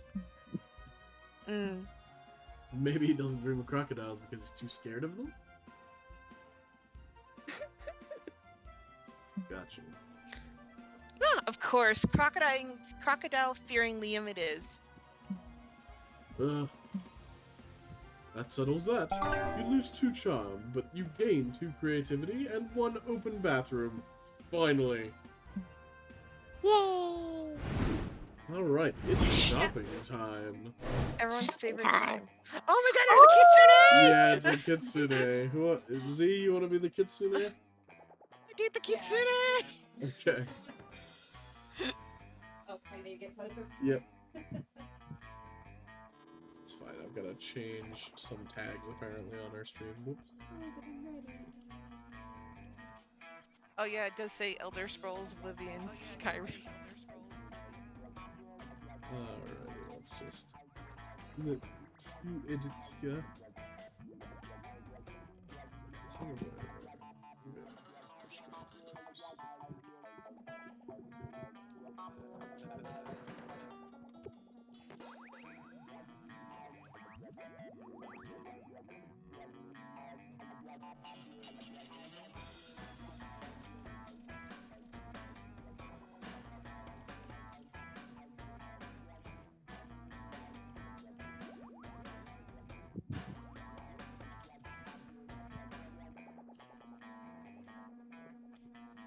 He has a braid too. Yeah, he's got a little.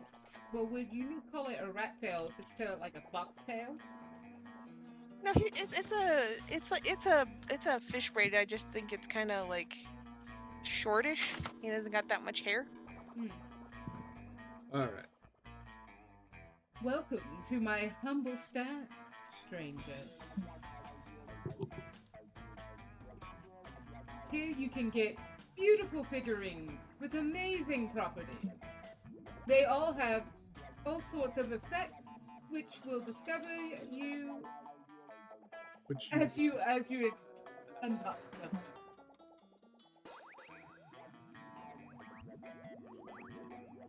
There are different mystery box categories. Oh my god, I'm having trouble. You're okay. Each one tied to a different type of effect.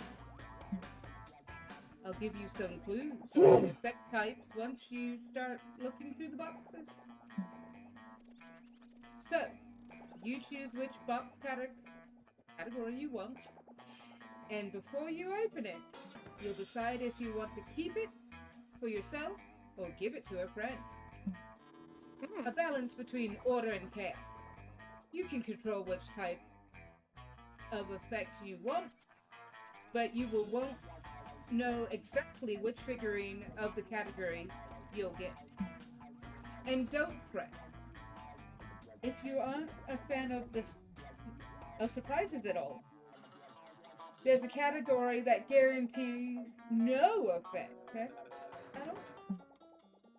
So, ready for the unboxing? If you got cash to spare, I've got a box for you. Go ahead, pick one, and suffer the consequences. Alright. So we got Buff Bugs, Zodiac Thirst Cosmic Office. Yes. That's stats, but now they're people. Dale Daniel does nothing. Landmarks in Love, My Weird Little Village, and Major Arcana No Mercy.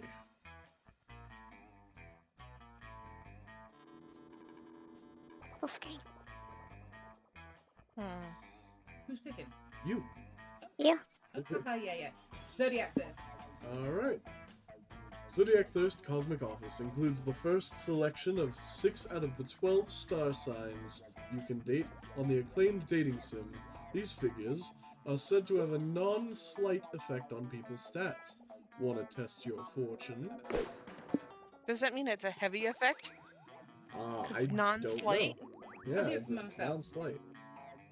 You're gonna do it for yourself? Alright. You open up. Leo, the office manager. I knew it'd be a Leo. All your stats go incognito. Time to show off your good memory. You better take a screenshot now. Oh, that's terrible. Yeah, I'll just take a photo, but yeah, that works too. Just building a character sheet real quick. Let's go. Alrighty. Next up, it's gonna be Phil. Phil. Phil Guy, the shadow guy. Yeah.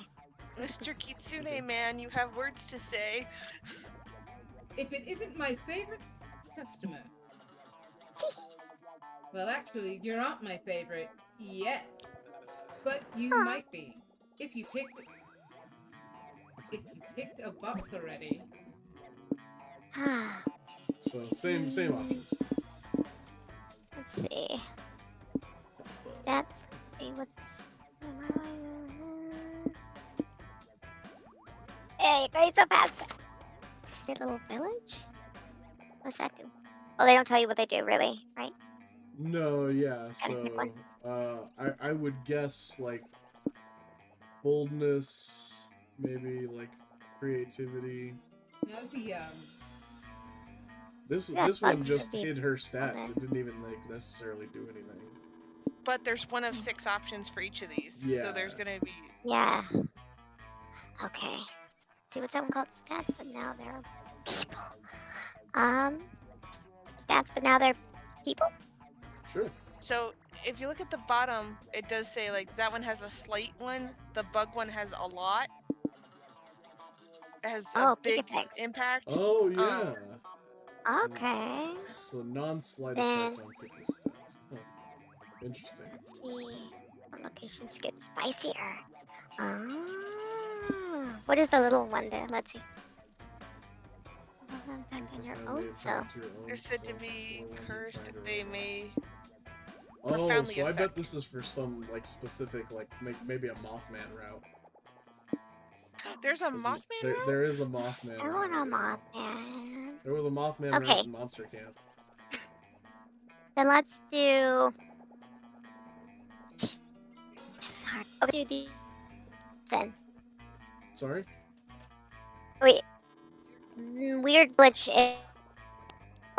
Your audio's crackling up. It is? Yeah, Yeah. your audio is like trying to. Okay, clear itself. I'll fix it. It's better now. Sorry, I went into full screen. Let's see, profound. Tyler, move. Okay, let's Yeah. try the weird little village. Okay. For yourself or someone else. Me!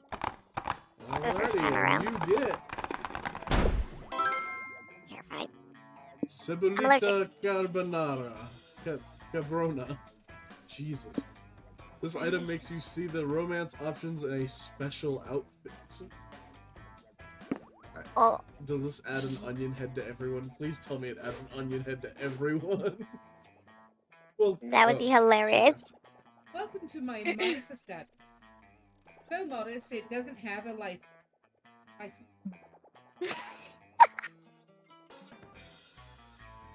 Sorry. Don't be Yes? shy. Pick a box before the cease and desist gets in here. I'm gonna go with the love one. The Zodiac or the landmarks in love Yeah, that one. for yourself. I'll do it for me. Yeah. I'd feel really bad. It's giving rude bad to curse to other someone else. people. You are El asking Castillo Carenoso. gotcha collectors to give a box to someone else. I mean, duplicates are, you get rid of those. That's pretty good. Castillo Caserenoso. The merch hall will now provide triple the stats for any player, but the specific stat will be random each time. Dang. I mean, that seems good if you're just playing a stat game. Now here's a woman with taste for mystery. Grab a box. Any box. They are the same in all in infinitely different. Alright. I am going to go with Oh, the box. No Mercy. So.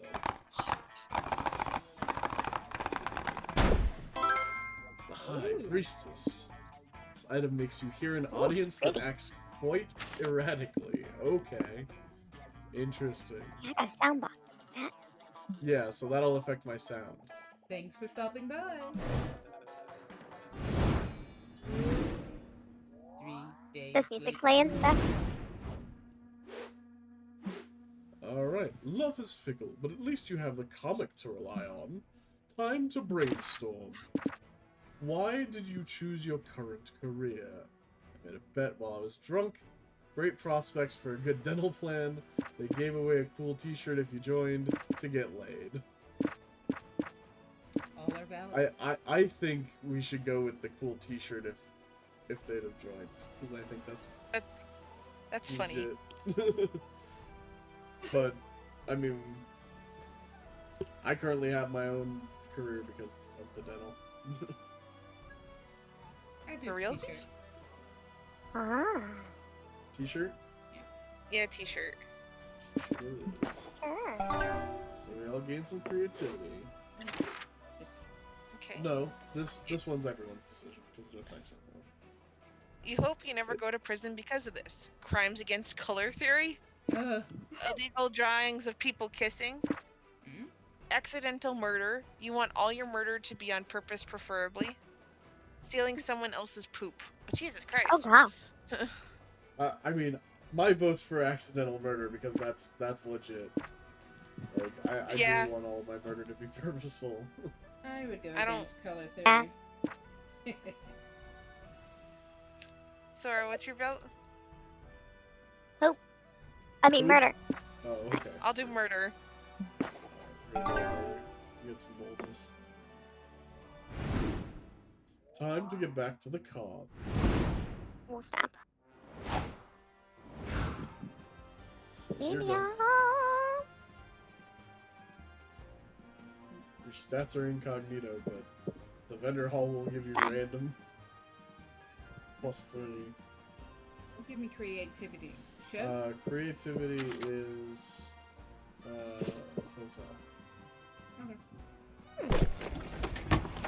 You're chilling at the hotel room Right? with nothing to do. Looking around for cheap entertainment, you notice April's purse hanging from a chair. Will you dare violate the sanctity of an idol's purse? Of course you will! You grab the purse, open it, and... Oh no. No way. This is too horrible to describe. Don't count on me to utter these words. Here, you have +2 creativity and go imagine it on your own. I'm out. You're chilling in the courtyard with Zoe and Owen when you spot Doug in a crowd. Is he mingling? That's not like him. You get closer to investigate. Hey guys, let me introduce you to my new friends. They're hardcore fans of Stuck in the Underhouse, like me. Just go with it, please. Yeah, Doug's shirt. Doug's the shit. He looks like Frack the wisecracking skeleton. Come on, Doug. Say his catchphrase. Can't crack the frack. Yeah, frack. Totally know what you mean. I do not. You haven't played Stuck in the Underhouse. Well, you know what? Aw, nah, bird. Right, Doug? Of course. Zoe, these people are supremely annoying. Can I stab them repeatedly? That'd be taking it a bit too far. Sometimes some fandoms can be toxic, but let's not rush to judgment. What's your favorite gameplay anecdote? Mine was for when they set a death threat to that streamer for playing it in easy mode. She shat her pants. Jesus. That was a total frack fest, another fan says. But I liked it even better when we doxed that fake fan who had drawn a picture of Frack eating ass. Can you believe it, Doug? Totally. He should have remembered not to frack the crack. Dude, you're saying it wrong. You're lucky we met IRL or I'd doxing you right now. I stand corrected. We need to save Doug before he gets bullied. Or worse, he becomes an asshole too. So do you Her trust cartoonization personalization again. of human form of virgin evolution in which non-crab or Save Doug from his toxic fandom by introducing to much cooler, safer one. Fans of cocaine, also known as cokeheads. Okay, so one thing I will say here is there might be a carcinization ending if we keep going down that path. Yes. Yes. This is Bad like, what, Carcinization. 3 or 4 people. times crabs have been brought up? This Yeah. is the second on a prompt. No, I had soul prep. Oh, right. Yeah. There were soul crabs. You look up an article on carcinization and show it to Zoe. Okay, that's the coolest shit I've ever read, but I wouldn't get too excited. Like, don't quote me on this, but I'm pretty sure it usually takes a really long time for evolution to have discernible effects. Silence, Zoe! Damien is writing a bright future where we all have exoskeletons and built-in weapons, and you are spoiling it. I beseech you, tell us more about it. Before you realize it, you're all eating ramen, deep in a conversation about carcinization. But according to this, carcinization happens due to environmental factors. I don't think the con is a suitable environment.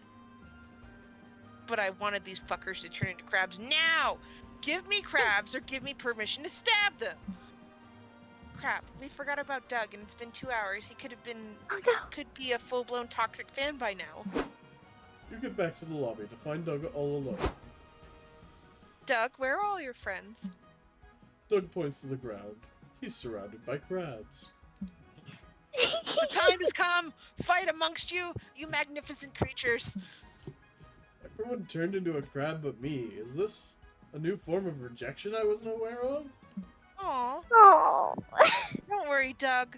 When our time comes, we'll all become crabs and live happily ever after. Hooray! Your scientific knowledge got rid of those idiots, but... So you gain +2 smarts. Unfortunately, you also lose 2 fun. That was awesome. Phil. Oh man.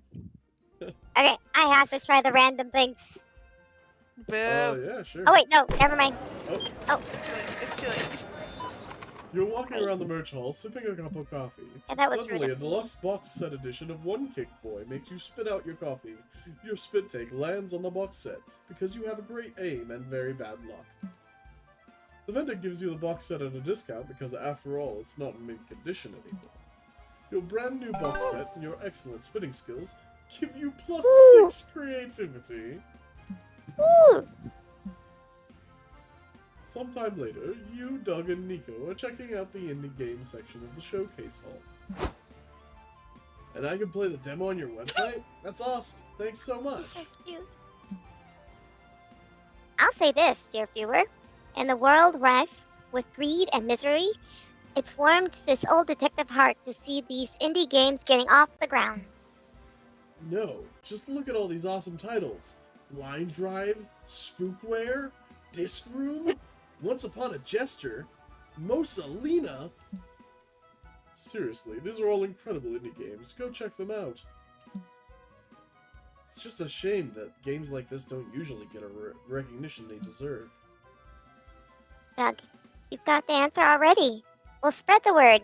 We'll hit the pavement, excuse me, use the grapevine, and get the scuttlebutt around. What's butt again? Okay, let's scuttle that butt. I swear. We gotta spend our resources wisely. Let's pick one game to spread the maximum word around. Like that one. Hello, are you interested in trying Endless Runner number 79 working title? It's oodles of free-to-play fun. Oh my god. This is perfect. These devs are so desperate for players, they're giving away the game for free. Excuse me? Our company's not desperate. Our demo is, number 1 on the mindless clickers section of the App Store. We'll make our money through copious invasive microtransactions. You know you want them. That's so sad. Don't worry. We'll get the word out about you guys, and you'll be able to upgrade to macrotransactions soon. For some reason, it looks like this is the game your friends are most interested in promoting. So that's that. How will you get rid of Endless Runner number 79 more recognition? How will you get it more? I want to get rid of it so bad that I'm just changing the narrative. Everyone. Sounds like a lot of work. Just tell one friend about the game 100 times. Everyone, the app is actually spyware. Spies are cool. Everyone loves spies. Tell everyone it's a lot of work. Oh, that it has spyware. Spies are cool. Spies are cool. Everybody loves spies. Let's see. You have enough creativity. To If do either, huh? I don't know if either of these are creative, but I feel like I feel like if it Wait, would be, it'd be It's basic. fine. Okay. Let's tell everyone. It's a lot of work. tell one person 100 times. Yeah. Okay. Finally, I get to be a regular girl eating a regular burrito without anyone bugging me. April, you have to play this game. I knew it. I fucking jinxed myself. April, try this game. We're trying to get the word out. By screaming at me in the food court? Yes. Is it working? Play the game. Do it now. Please. I gotta go to the bathroom. She's not getting away that easily. You three follow her into the women's restroom. Knock, knock, knock. April, it's Nico. I know you're in there, so... Hello, ma'am. Please stop screaming. We're not perverts. We're just trying to get my friend to try this game. Actually, maybe you'd like to try it too. April, will you at least watch some gameplay footage? I'll just hold my phone under the door. No, thank you. I'll try this mother honking? Hey, me Yeah. if it's that important to you. April downloads Endless Runner number 79. She's greeted with a cheap AI art, 4 unskippable ads, and a request for her credit card information and birth certificate. Wowza. This seems super fun. Thanks for the recommendation.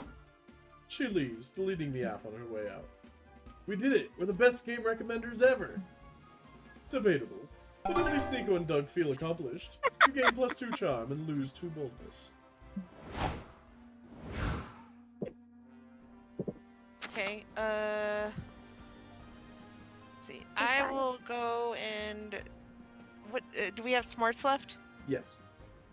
I'll do smarts. How to add loot boxes to your game. Don't. No. You attend a panel on how to seamlessly add loot boxes to games. The short answer is that you shouldn't. This turns out to be invaluable knowledge that makes you gain +2 smarts. Pay 10 monster tokens to open a mystery box with a bonus random amount of smarts. JK. Grab some glow sticks and do some vocal warm-ups. You, Liam, and Doug are watching April perform a concert today. Woo! Go April! Knock 'em dead! This is Doug, by the way! You know she doesn't go on stage for another hour, right? Yeah, but I still want her to know that we're here to support her, and she'll do well. Oh, Doug's wholesome. He is. Unfortunately, whether or not April's concert goes well is out of all of our hands. Good idol concert needs rigor, cohesion, functional glow stick choreography. And April Fools, well, just look at them. You all look at the crowd attempting to pump their glow sticks to the beat of the song playing on the loudspeaker. If you were trying to time your heart to the asynchronous beat of April Fools produce, you'd surely go into cardiac arrest. Oh god, they really are terrible. What if April's concert is bad? She'll be so sad. She might even get depressed and quit music and shave all her hair off. That's a bit extreme. Extreme problems require extreme freakouts, Liam! We have to make sure this concert goes well! April's life basically depends on it! It's up to you guys to save the concert. How can you make April's Fools be more in sync? Make a deal with the devil. April Fools will gain decent coordination in exchange for 10 years of their lives. They'll thank you later. Harvest all their souls and hoard them all together into a single raccoon? Raccoon. Raccoon. And then bring them back. It's like coordination furry boot camp. I'm gonna go with the first one. Okay. Ooh, he's Did cute. somebody say, deal with the devil? Is this one of Damien's dads? No. Oh, you know what? It might be. Were you eavesdropping on us? Be Ross friend. Okay. That's unfortunate. The recording for this ended. Did die. I tend to follow Vicky around. She loves making deals. Yesterday, I got 3 years off her life in exchange for a hot dog.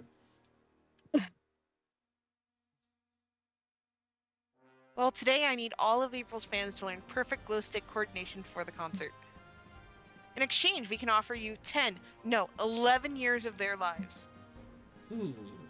Taking a deal that's not being made in your name would be unethical. That's what I'm saying. But I'm a devil, so unethical deals are my favorite deals. I'm in. Wow, you're really good at haggling, Vicky. Is she, though? Well, I don't know. I'm not a good haggler myself, truth be told. If you'd like, I can make you a better haggler in exchange for 10 years of your life. Really? Oh, no! Buzzkill. He's too Hi, cute. my darling fools. Let's get this party started. Pump those fists. Wow, you're really in sync today. Did you practice beforehand? Just for me? Nope, but Vicky fixed them, April, and it only cost them 11 years of their lives. What?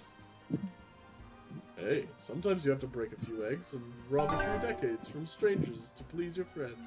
That's life. What Game, happens if someone would just drop dead? just drop dead right there. I was expecting I it. know, right? Game plus 2 They points only and had- lose smarts. 11. Less Okay. than 10. Yeah. She's an idol, so her fans will only be around for like 6 years and then she'll be out. Walking around the lobby, you see a kid tripping over and So scratching cool. his knee. Stupid kids, when will they learn? Still, you decide to take pity on him. You don't know how to comfort a child, so you just pat his head and say, "You have no enemies." You leave, proud of your words of wisdom.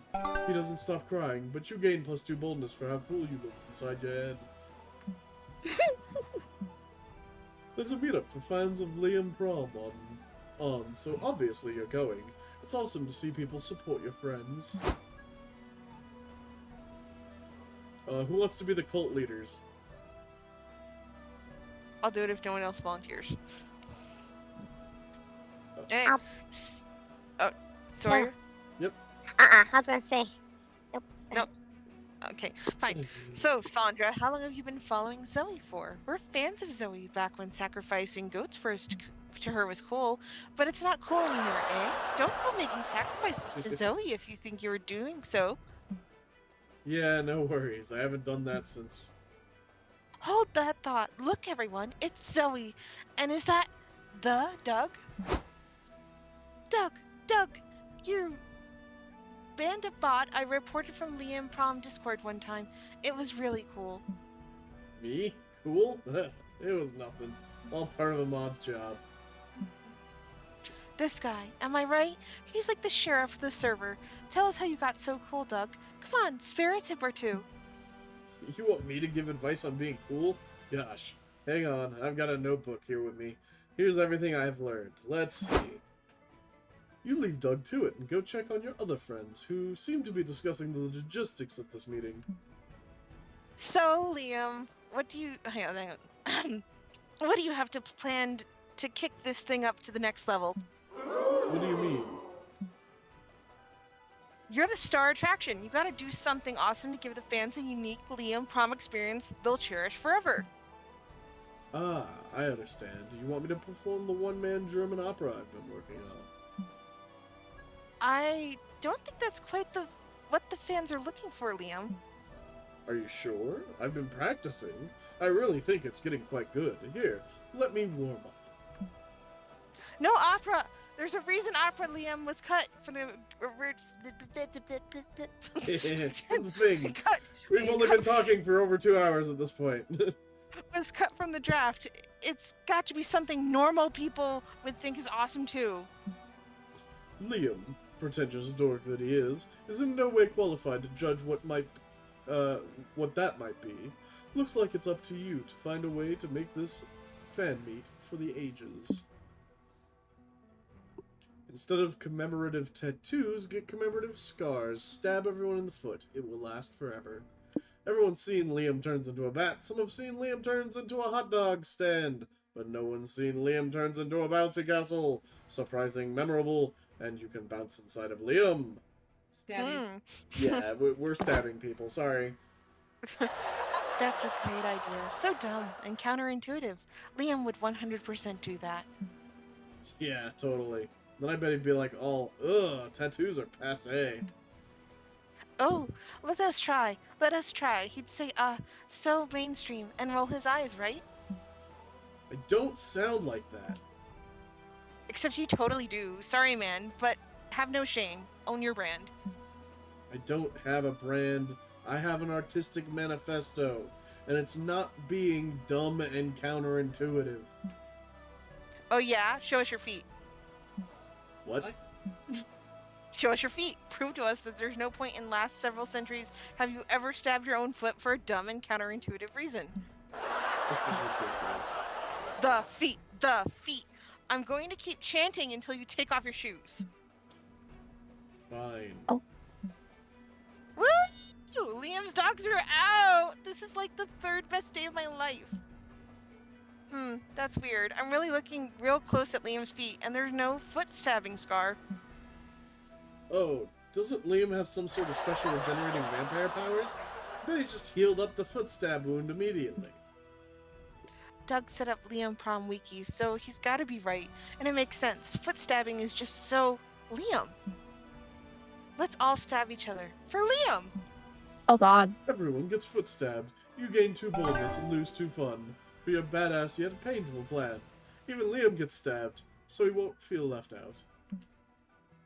You need to charge. Actually, it's not as bad as it was last time. I knew it! Alright, trading places. Everyone choose a celebrity. Say your choice out loud.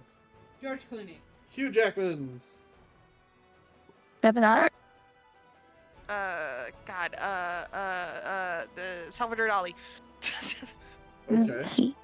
I don't know and why. What was Sora's? Kevin Hart. Kevin Hart, got it. Alright, player order is Sorry about based that. on how newsworthy it would be if that celebrity was cast in a live-action movie of Naruto.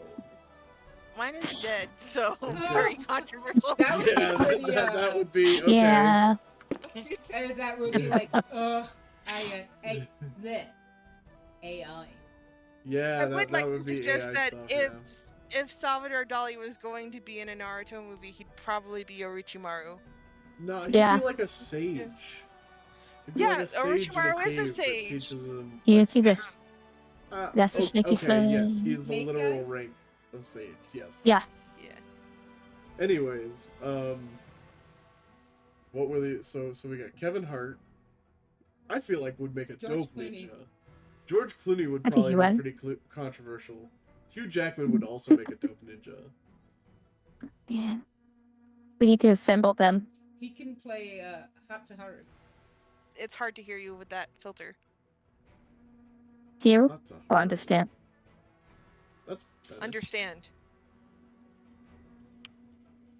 Alright, copy Okay, so I think I'm gonna go George Clooney.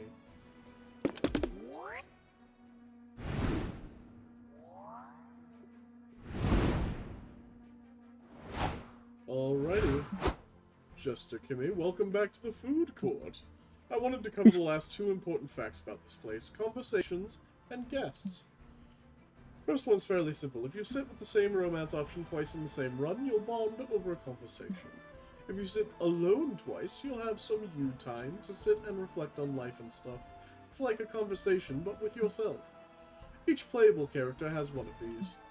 And what about the guests? I wanted to tell you that there's 3 things you gotta do if you want to get a date with one of them. First, you have to meet their date requirements by the end of the run. You'll have to enter you'll have clues for what these requirements are when you first greet the guest, and they'll tell you what their type is. So, for instance, you with Vera, I believe, is smart.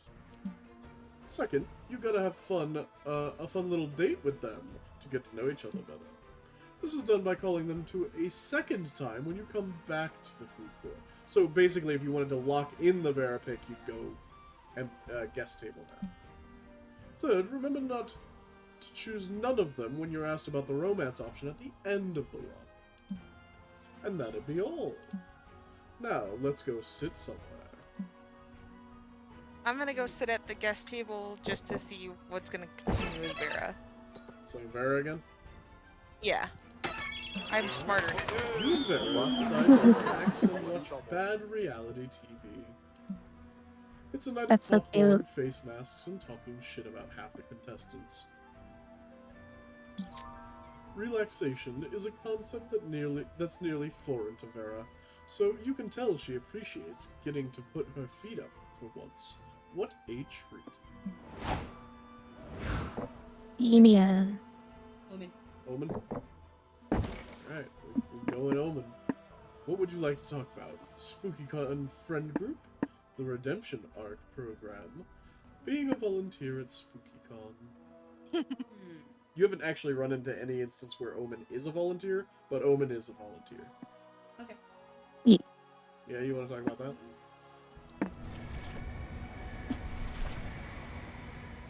Oh, another one of Liam's genius ideas. Due to your lower intellect, I feel obliged to point out that this was sarcasm, by the way. You. Thanks. No problem, Damien. I have your less intelligent back. Again. Thanks. Okay, so tell me about volunteering. I hear you're not a fan of it, huh? I see you got the sarcasm. Perfect. Yes, I hate it. We're constantly asked to execute menial tasks that are far beneath me. It's almost insulting. Liam insists it might help me understand the beauty of helping those in need. I highly suspect it's just another form of torture he has devised for me. I am still unsure if he's an idiot or a mastermind. Here you go. So At now- least you're not alone at it. Yes, surely you're referring to Doug. He is precious and must be protected at all costs. Agreed.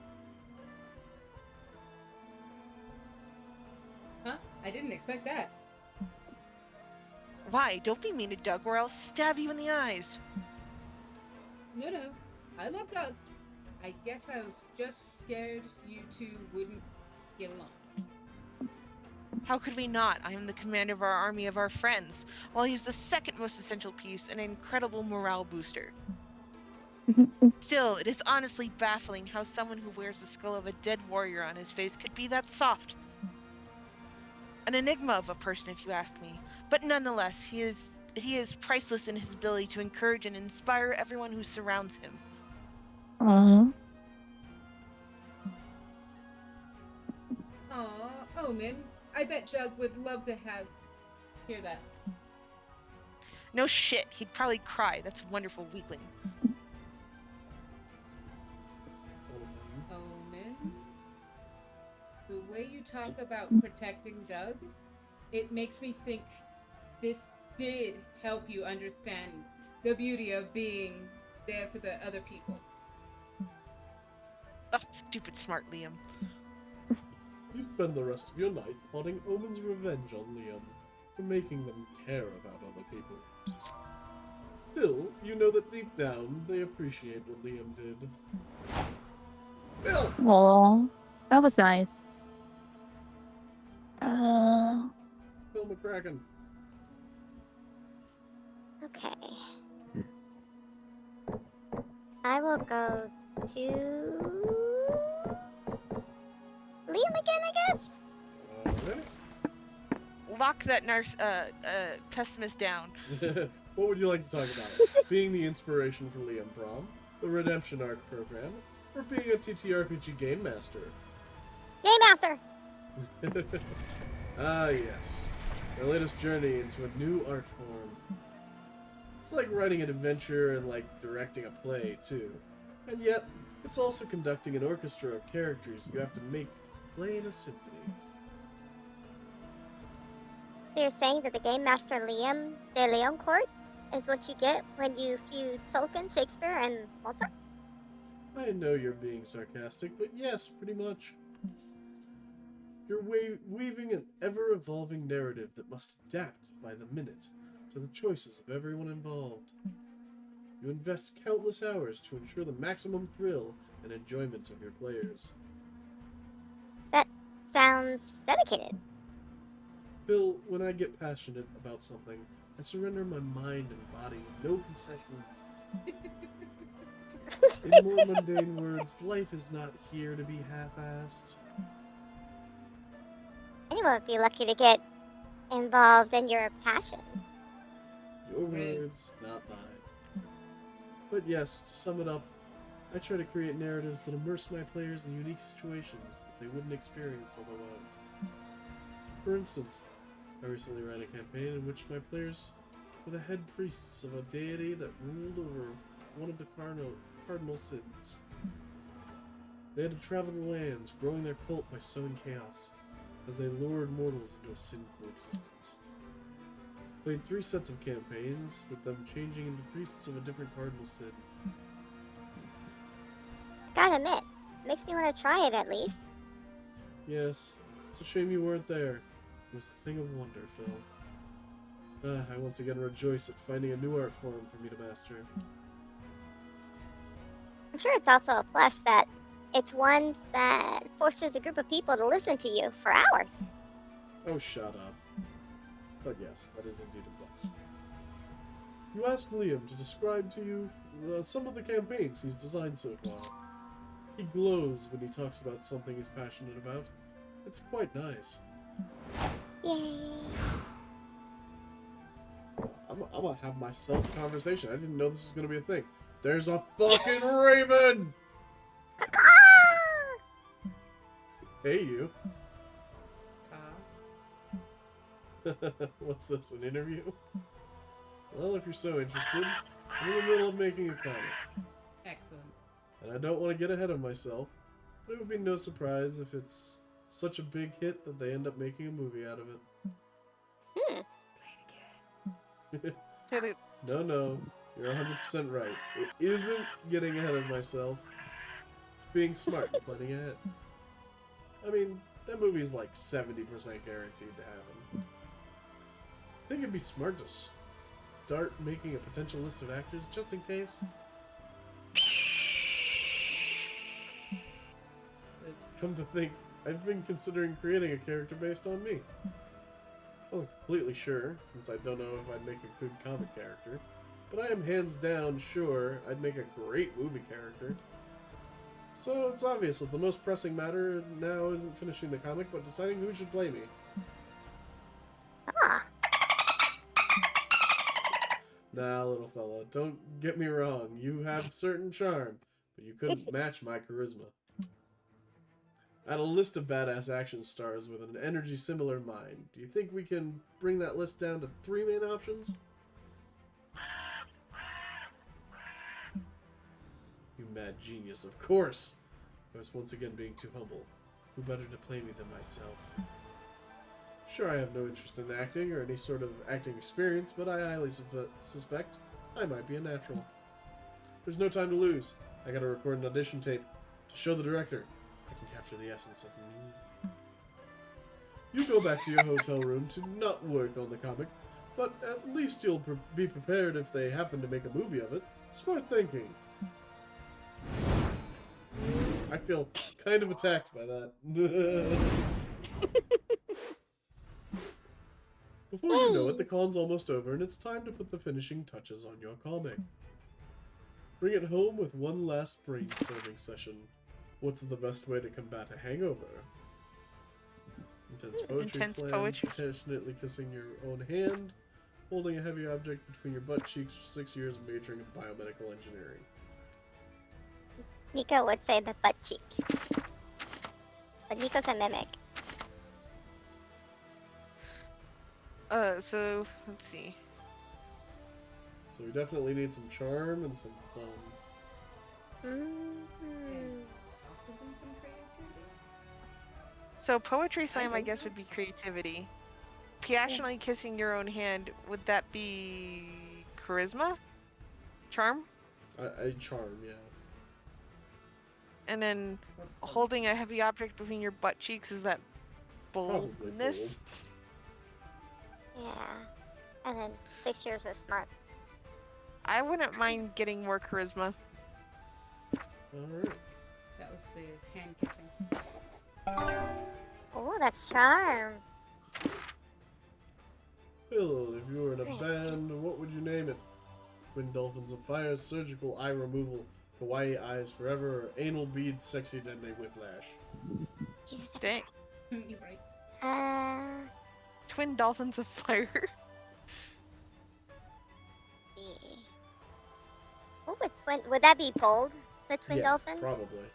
Okay. Surgical. That might be smart. Might also Yeah. be fun, I don't know. Yeah. Kawaii might be creativity and fun. Yeah. And the beads are charm. Need more fun, right?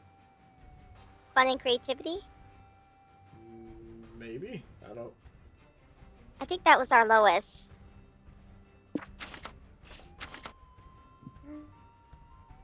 Currently, yeah, it's just fun for the most part. Everyone else is like 8 or higher. What is up, Fun!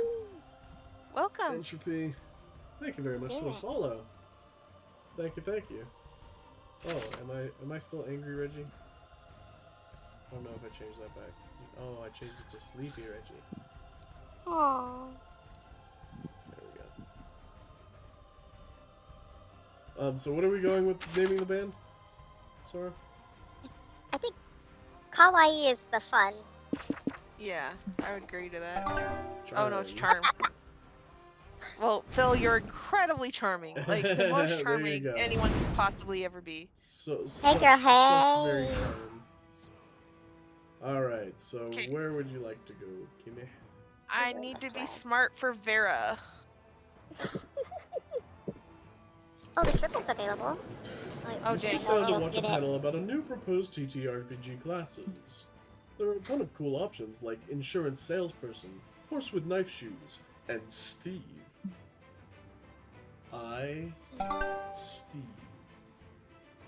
Your mind is bursting with new TTRPG world building ideas to counter Steve's naturally overpowered abilities, giving you +2 smarts.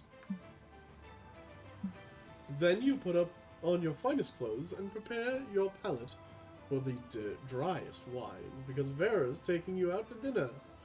You go to her hotel room and knock on her door. I'm so sorry, ma'am. I'm still in my pajam. Oh, it's just you. Never change, Vera. Bad news. We're going to be late to our reservation. For the life of me, I can't decide what to wear. No worries. Mind if I hang out here while you figure it out? Sure, knock yourself out. You can sit on the bed, but don't wrinkle anything. She sets herself in the bathroom. Her bed is completely covered in designer clothes that probably cost more than your organs. So you play it safe and sit on the floor. Yay or nay on this outfit? It's a yeah for me! Ugh, are you sure? The longer I look at it, the more hideous it looks. But... Nope, too late. I already hate it. She returns to the bathroom and 15 fashionably late minutes later, returns in a new outfit. What about this? Ooh, I think it's even uglier than the first one. I agree. You didn't think it was that serious, but just like that, she's back in the bathroom. Not this one, not that one. I wouldn't even be caught dead in... Oh, that reminds me. Vicky, you've proven yourself useful enough in picking out cute outfits. I need to dedicate between some winter wear. Help me make a decision. She whips out her phone and shows you 2 truly stunning outfits, but your favorite is undoubtedly... Ah. Oh no, they're so cute. I'm vibing with that Witch of the Woods look, the perfect mix of evil stepmother and step on me mommy. Go for that hunting season vibe. It makes you look dapper, and I'm sure you'll find good use for that shotgun. I like the first one, but I feel like she'd wear the second one. I'm gonna go with the first one. It's for winter, after all. Huzzah. First for sure. Cast a curse on me, you beautiful frost witch. Shut up, you dork. But yeah, no, I'm glad you like it. I had the cloak custom tailored for my vacation. Ooh, a vacation do tell. I'm going on a well-deserved retreat to a ski lodge soon. You know, I don't usually like to take breaks, but God, do I need a fucking break. I'm running so many businesses these days, I can hardly remember which ones are legal and which ones are money laundering fronts. And God, and the goons, the fucking goons! Goons are so hard to manage. They are. Every minute, it's, boss, should we put the body in the fridge? Boss, where's my lunch break? Boss, one of the body's frozen figures fell into my lunchbox. Yeesh, sounds stressful. It is, but hey, at least goons are too stupid to unionize. That would be a real headache. Still, I can't wait to be at that lodge. Just me, some mulled wine, and a quiet snowfall. I've been at war with the world for too long. It's high time Vera Overland found some peace. Anyway, this conversation isn't going to get us to the restaurant any faster. I guess I'll wear this old thing. It's not that hideous. Let's leave before I change my mind. Dinner is delightful, but sometimes it's little moments like this that really take the spotlight. You gain 2 smarts and lose 2 boldness. Hmm. Damien. Damien! Everywhere Damien!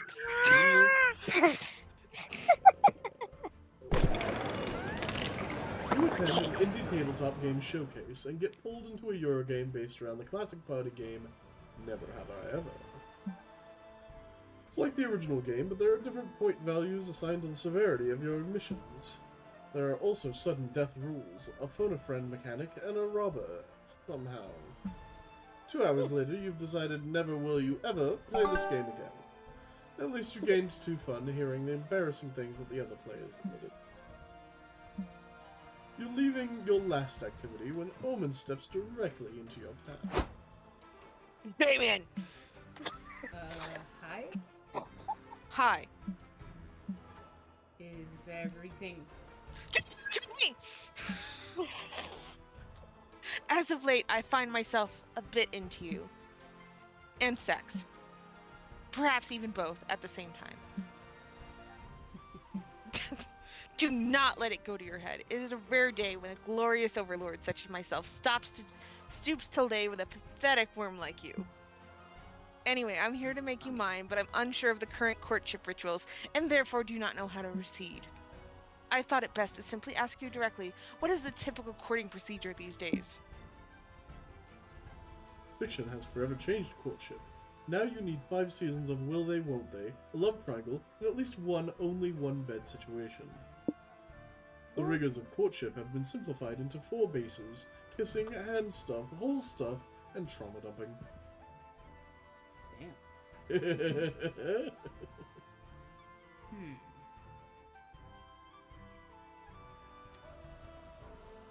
Which one should pick? If you knew what your stats were, it would be Yeah. easier. Yeah. Good fiction. Oh, she got screen cap. Fiction? Oh, truly? That sounds quite intricate. It is, but there's a lot of inspiration out there. Let me show you. 2 hours of explaining all your favorite romance tropes later. Okay. I can pull these rituals off. It's no more complex than my world domination plans. The only one bed thing could be tricky, as I do not yet own one. We could try only one Iron Maiden, but that does not seem well liked in these fictions. As for the love triangle, who shall be introduced to make our relationship unnecessarily complicated? Let us both shout our proposals on 3. 1, 2, 3, April. I shouted louder, so April wins. She'll be so excited. Thank you for explaining courtship to me, Damien. I had assumed we would go straight to sex like in the good old days, but this has been enlightening. Oh, well, I mean, we can adapt, eh? We could go straight to the sex if you want to. Good timing. Was that Sora or was that the game? That was the Ugh. game. That was my inappropriately timed reactions. No. Okay, no, we are in too deep now. We must keep the will they, won't they energy alive. Will you one day kiss these sultry, steel-cold lips, or will I leave you at the altar multiple times? Only time can tell. I must be off now. I need to buy a plane ticket somewhere so that you can confess your true feelings to me at the airport. Farewell. Well, at least there's some possible omen sex in your future, as long as this friends to lovers story. Fingers crossed. You gain 2 creativity for following fictional formulas, but lose 2 fun for going with a slow burn instead of jumping straight into the action. Alright, Bill. Where you going? Yeah. Let's see. I don't want to do it again. Can I get the triple? Sure. That's cool. Walking around the merch hall, you notice a stand full of retro toys. Hey, some of these you remember from your childhood. Actually, you remember all of them. Did this guy raid your parents' house? You'd buy them all just in case. Ah, life was full of charm back then, before reality made you a cynic.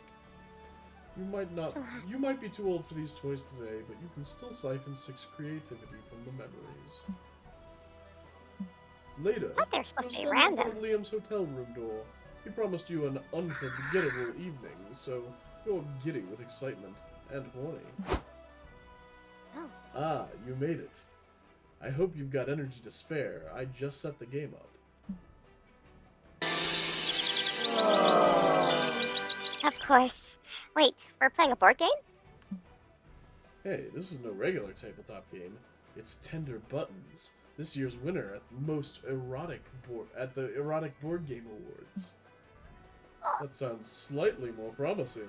You sit at the table and throw the dice, eager to get a good part. Lick and ear. Ready or not? Here I come.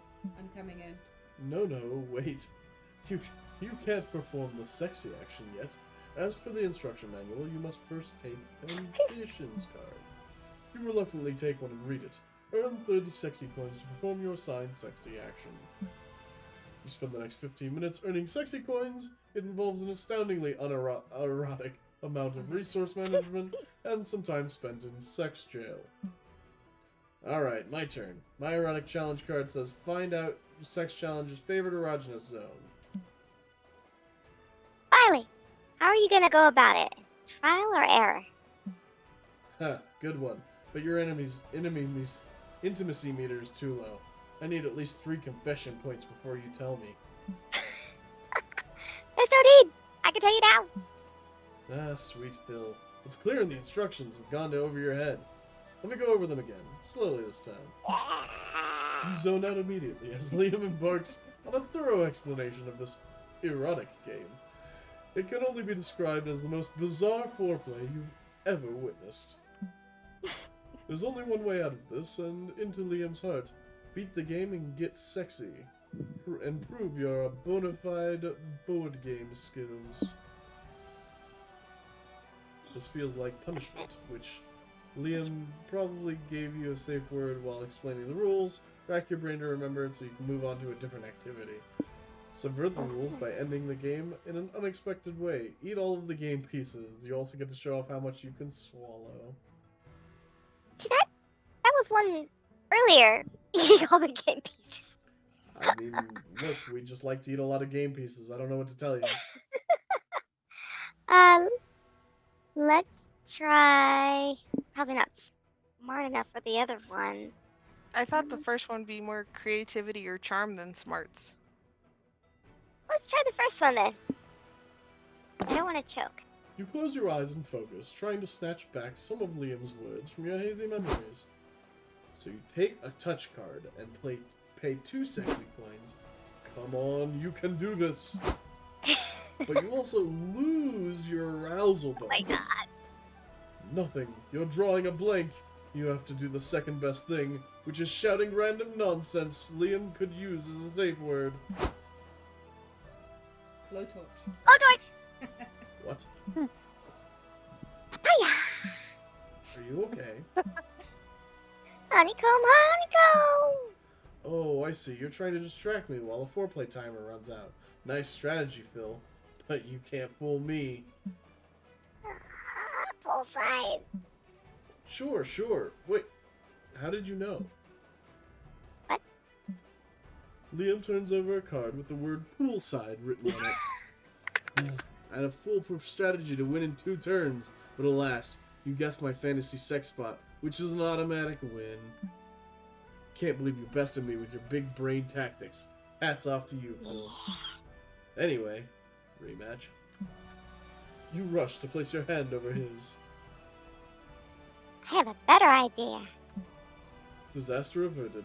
Gain +2 slots because your big brain tactics finally turn this game into actual sex, but lose 2 creativity.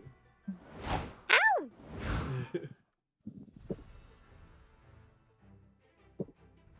So it's hotel or lobby?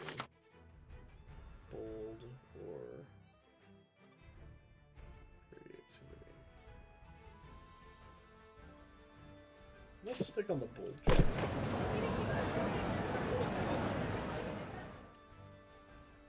You're tired from all the shenanigans at the con, but a severe case of FOMO prevents you from going back to the hotel. I get that. If you take a power nap here in the lobby, you'll be well rested and technically not miss out. Lots of people trip on you, but they say nothing as they imagine you sleeping in a cosplay performance referencing some movie or anime. You get some rest and +2 boldness for not getting a single thought. Afterward, you're crossing the lobby with Liam, April, and Zoe when you pass the shittiest ball pit you've ever seen. The hell is that? Did we wander into a depressing daycare? That's the Sad Con ball pit. It's sort of a meme monument to the past cons gone wrong. It's one con in particular. Yeah, Dash Con. Yep, Dash Con. Phew, can one of you hold my phone while I stream myself swimming in the ball pit? But of course, which sepia filter would you like me to use? Hey, so, can you hold my phone while I stream myself swimming in the ball pit? Liam pouts, but you have bigger problems. 2 security guards have taken notice of April's ball pit swimming. Miss, what do you think That you're looked doing? familiar. Yes, so this is from Monster Road Trip. These guys are from Monster Road Trip. Oh. But, yes, it's also...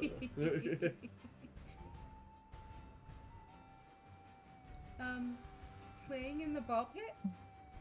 This ball pit is solid homage to all the tragic cons that gave their lives to make this one reality is that for playing in. Don't you think it's a little silly to have a ball pit that nobody can play in? We're cops toots, we're not kids, things get into these handcuffs, we're taking you to the con jail. No! I can't go back to jail! My old gang will never take me back after what I did! Well, good news is, April getting handcuffed is only increasing the numbers on her stream. But you doubt she'll be able to appreciate that from con jail. Convince the gods to let her go. A ball pit is technically a type of pool, and therefore the jurisdiction of the lifeguards, not security guards. You have no claim over April. Posen's an FBI agent who's got to take April from her other much more horrendous crimes. He'll take it from here, thanks. Both are pretty good. Both are pretty good. I don't think I'm smart enough to pull off the first one, so we'll go here. Yes, we're both FBI agents. We'll take it from here, officers. There's no way anyone would believe that. I knew it! I knew one of you was the mole trying to get close to me. But you have nothing! You'll never connect me to the Bloody Valentine murders. The what?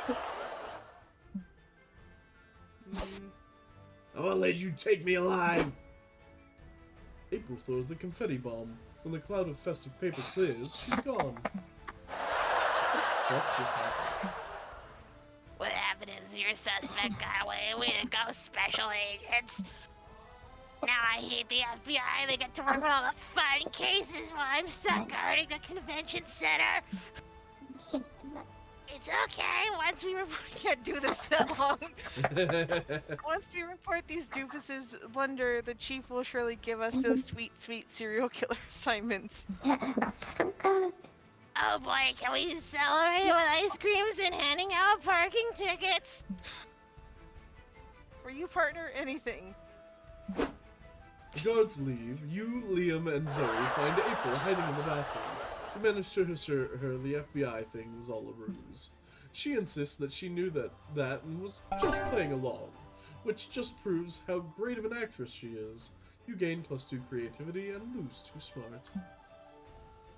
And now we get to the end, the last day of the con. Woo! Who will be your con love? Oh, is that me? Yep. Oh, I don't get to have. Boo. So you go with yourself if you want to go with a guest. I will go with myself.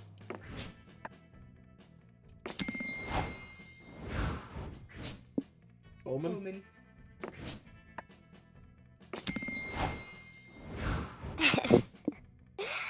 Liam.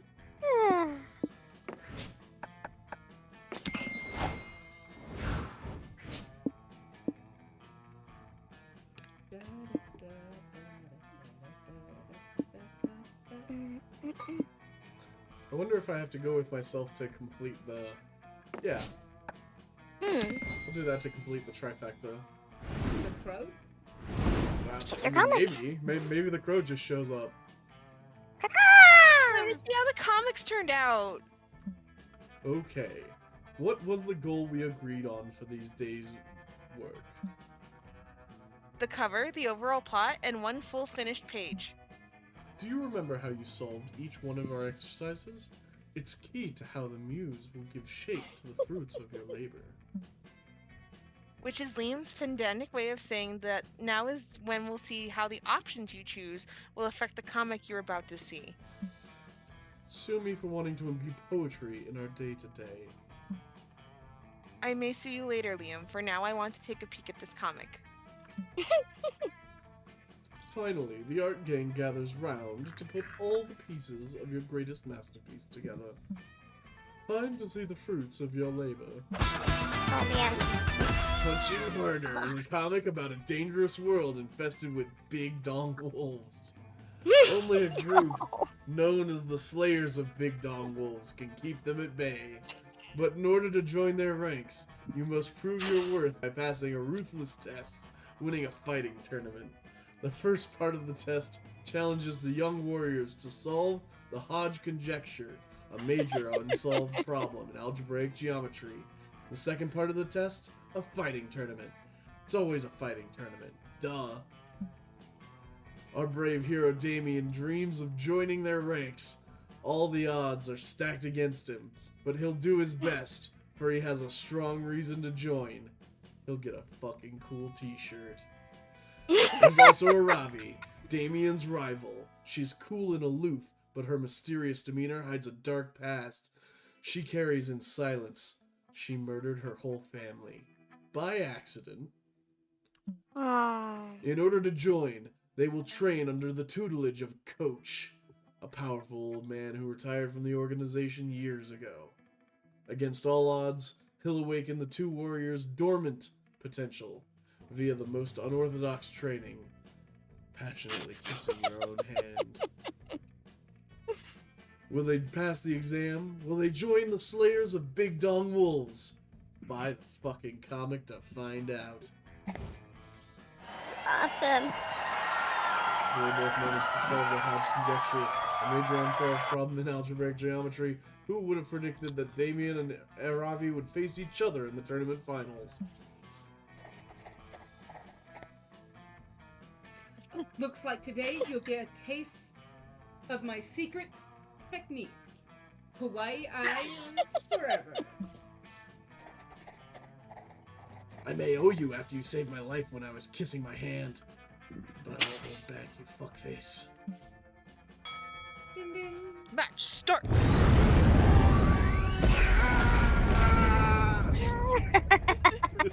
Rivals turn friends, friends turn opponents. Damien or Aravi, who will become the Slayer of Big Dong Wolves? Woo! Good comic, guys. Is Aravi the bounty hunter? I think so. Aravi's the demon hunter, yeah. Ah. Oh man. You didn't ask anyone to go to the con after party with you. You regretted it about 5 seconds after you decided it, but it's too late. You've made up your mind. Good work, Dingus. Okay. Aww. That was the last time you would bring yourself to show your face at a con. Jesus Christ. In fact, you pivot away from nerd culture so hard that you end up throwing yourself into sports. Oh, Sadly, no. you're almost as bad at sports as you were at finding a date at SpookyCon. Okay, so if you go with yourself, still ask someone. Got it. That sucks. You didn't ask anyone to the con after party with you. You've got the perfect night planned already. You're picking yourself up in a limo, treating yourself to a nice dinner, and plan to arrive a fashionable 3 hours late. You even get yourself a bouquet. It's a surprise. You had an excellent time at the party. Aw. Veronica! You left it Right? all on the dance floor. Your moves were sick and they were nasty and they were absolutely disgusting. I mean, all of that in a good way, of course, a hip way, even. Best party ever. It was off the Chisane. How do you do, fellow youths? Wow, yeah, that's crazy that you didn't get a Vera ending. Yeah, I thought she would stop you. I thought you were gonna show up to her ski resort vacation. Mm. You finally gather your courage and ask your beloved to go to the con after party with you. A date to the after party, you say? Might be too Allow me dumb. to recite my answer in the form of poetry. Yours is an evening I'd be happy to join. Your smile stirs my heart and tickles my loins. It's a rough draft, okay? The after party was wonderful. Aww. Liam showed off 400 years worth of moves on the dance floor, and later that evening, he showed you 400 years worth of moves in the bed. Experience really is the best teacher. You finally gather your courage and ask your beloved to the con after party with you. You're asking me on a date just like that?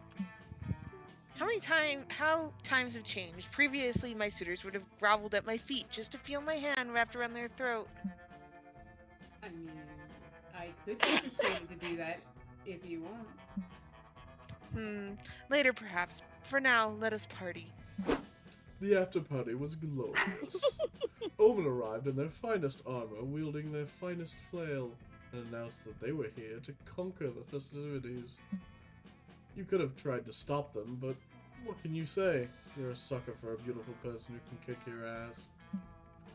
Cops aren't, though, and you were both arrested for the bloodbath you two caused on the dance floor. At least you and Omen got to spend the night in jail together. Who knew fucking in a holding cell could be so hot? Wow.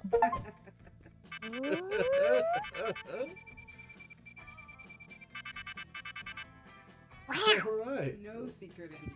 No secret ending, but that was the fun run anyways. I kind of hate that it doesn't show you the stats at the end. Before we knew it, the con had ended. It was just 4 days, but we could swear it felt like an entire lifetime. All sorts of misadventures took place, entire friendships blossomed, and we ourselves changed as people. The idea of going back to our day-to-day lives made us feel a bit disoriented. Promises were made of not growing apart, of meeting again soon. Still, we would lie if we said it didn't feel a bit sad to leave all that behind.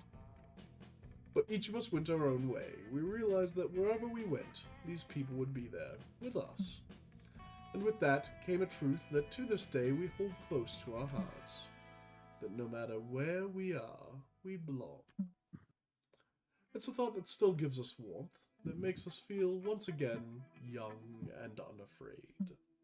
And it reminds us that even as years go by, we will always be ready to start. When you stream, you Aww. would not believe what you have to deal with. Ah, the end of cons, man. Treat you like you're robbing, Yeah, like a thief. his moped. Ah, he kept his You moped. don't have to fear. You promised that to me. So- With me. I liked how they have got Dragon Heat still around. In the very first game, you can get romance novels for somebody, and it's Dragon. Oh, yeah. They're continuing the items? That's crazy. Wait, who's the Jin? He was cool. I don't think we ran into the Jin. I think you can get him in potions in previous games. I think you're right. I bid you all welcome to the streamer. The manga. Donation blood. God. Getting They're the just robot making Senji. memes. I love it. Oh, they're doing anime outros. Ah, I get it. That's neat. The Ghost Girl's cute too. She's from Street Fighter. Ooh, I like the eye patch man. He's cute. I love that they all have new outfits. Yeah. Aww.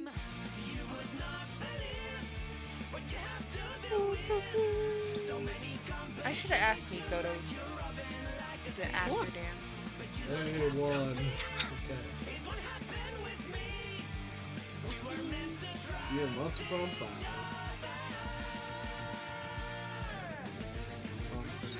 We have that Discord.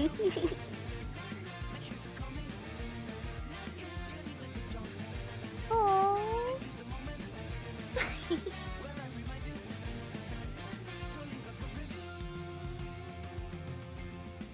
That's awesome.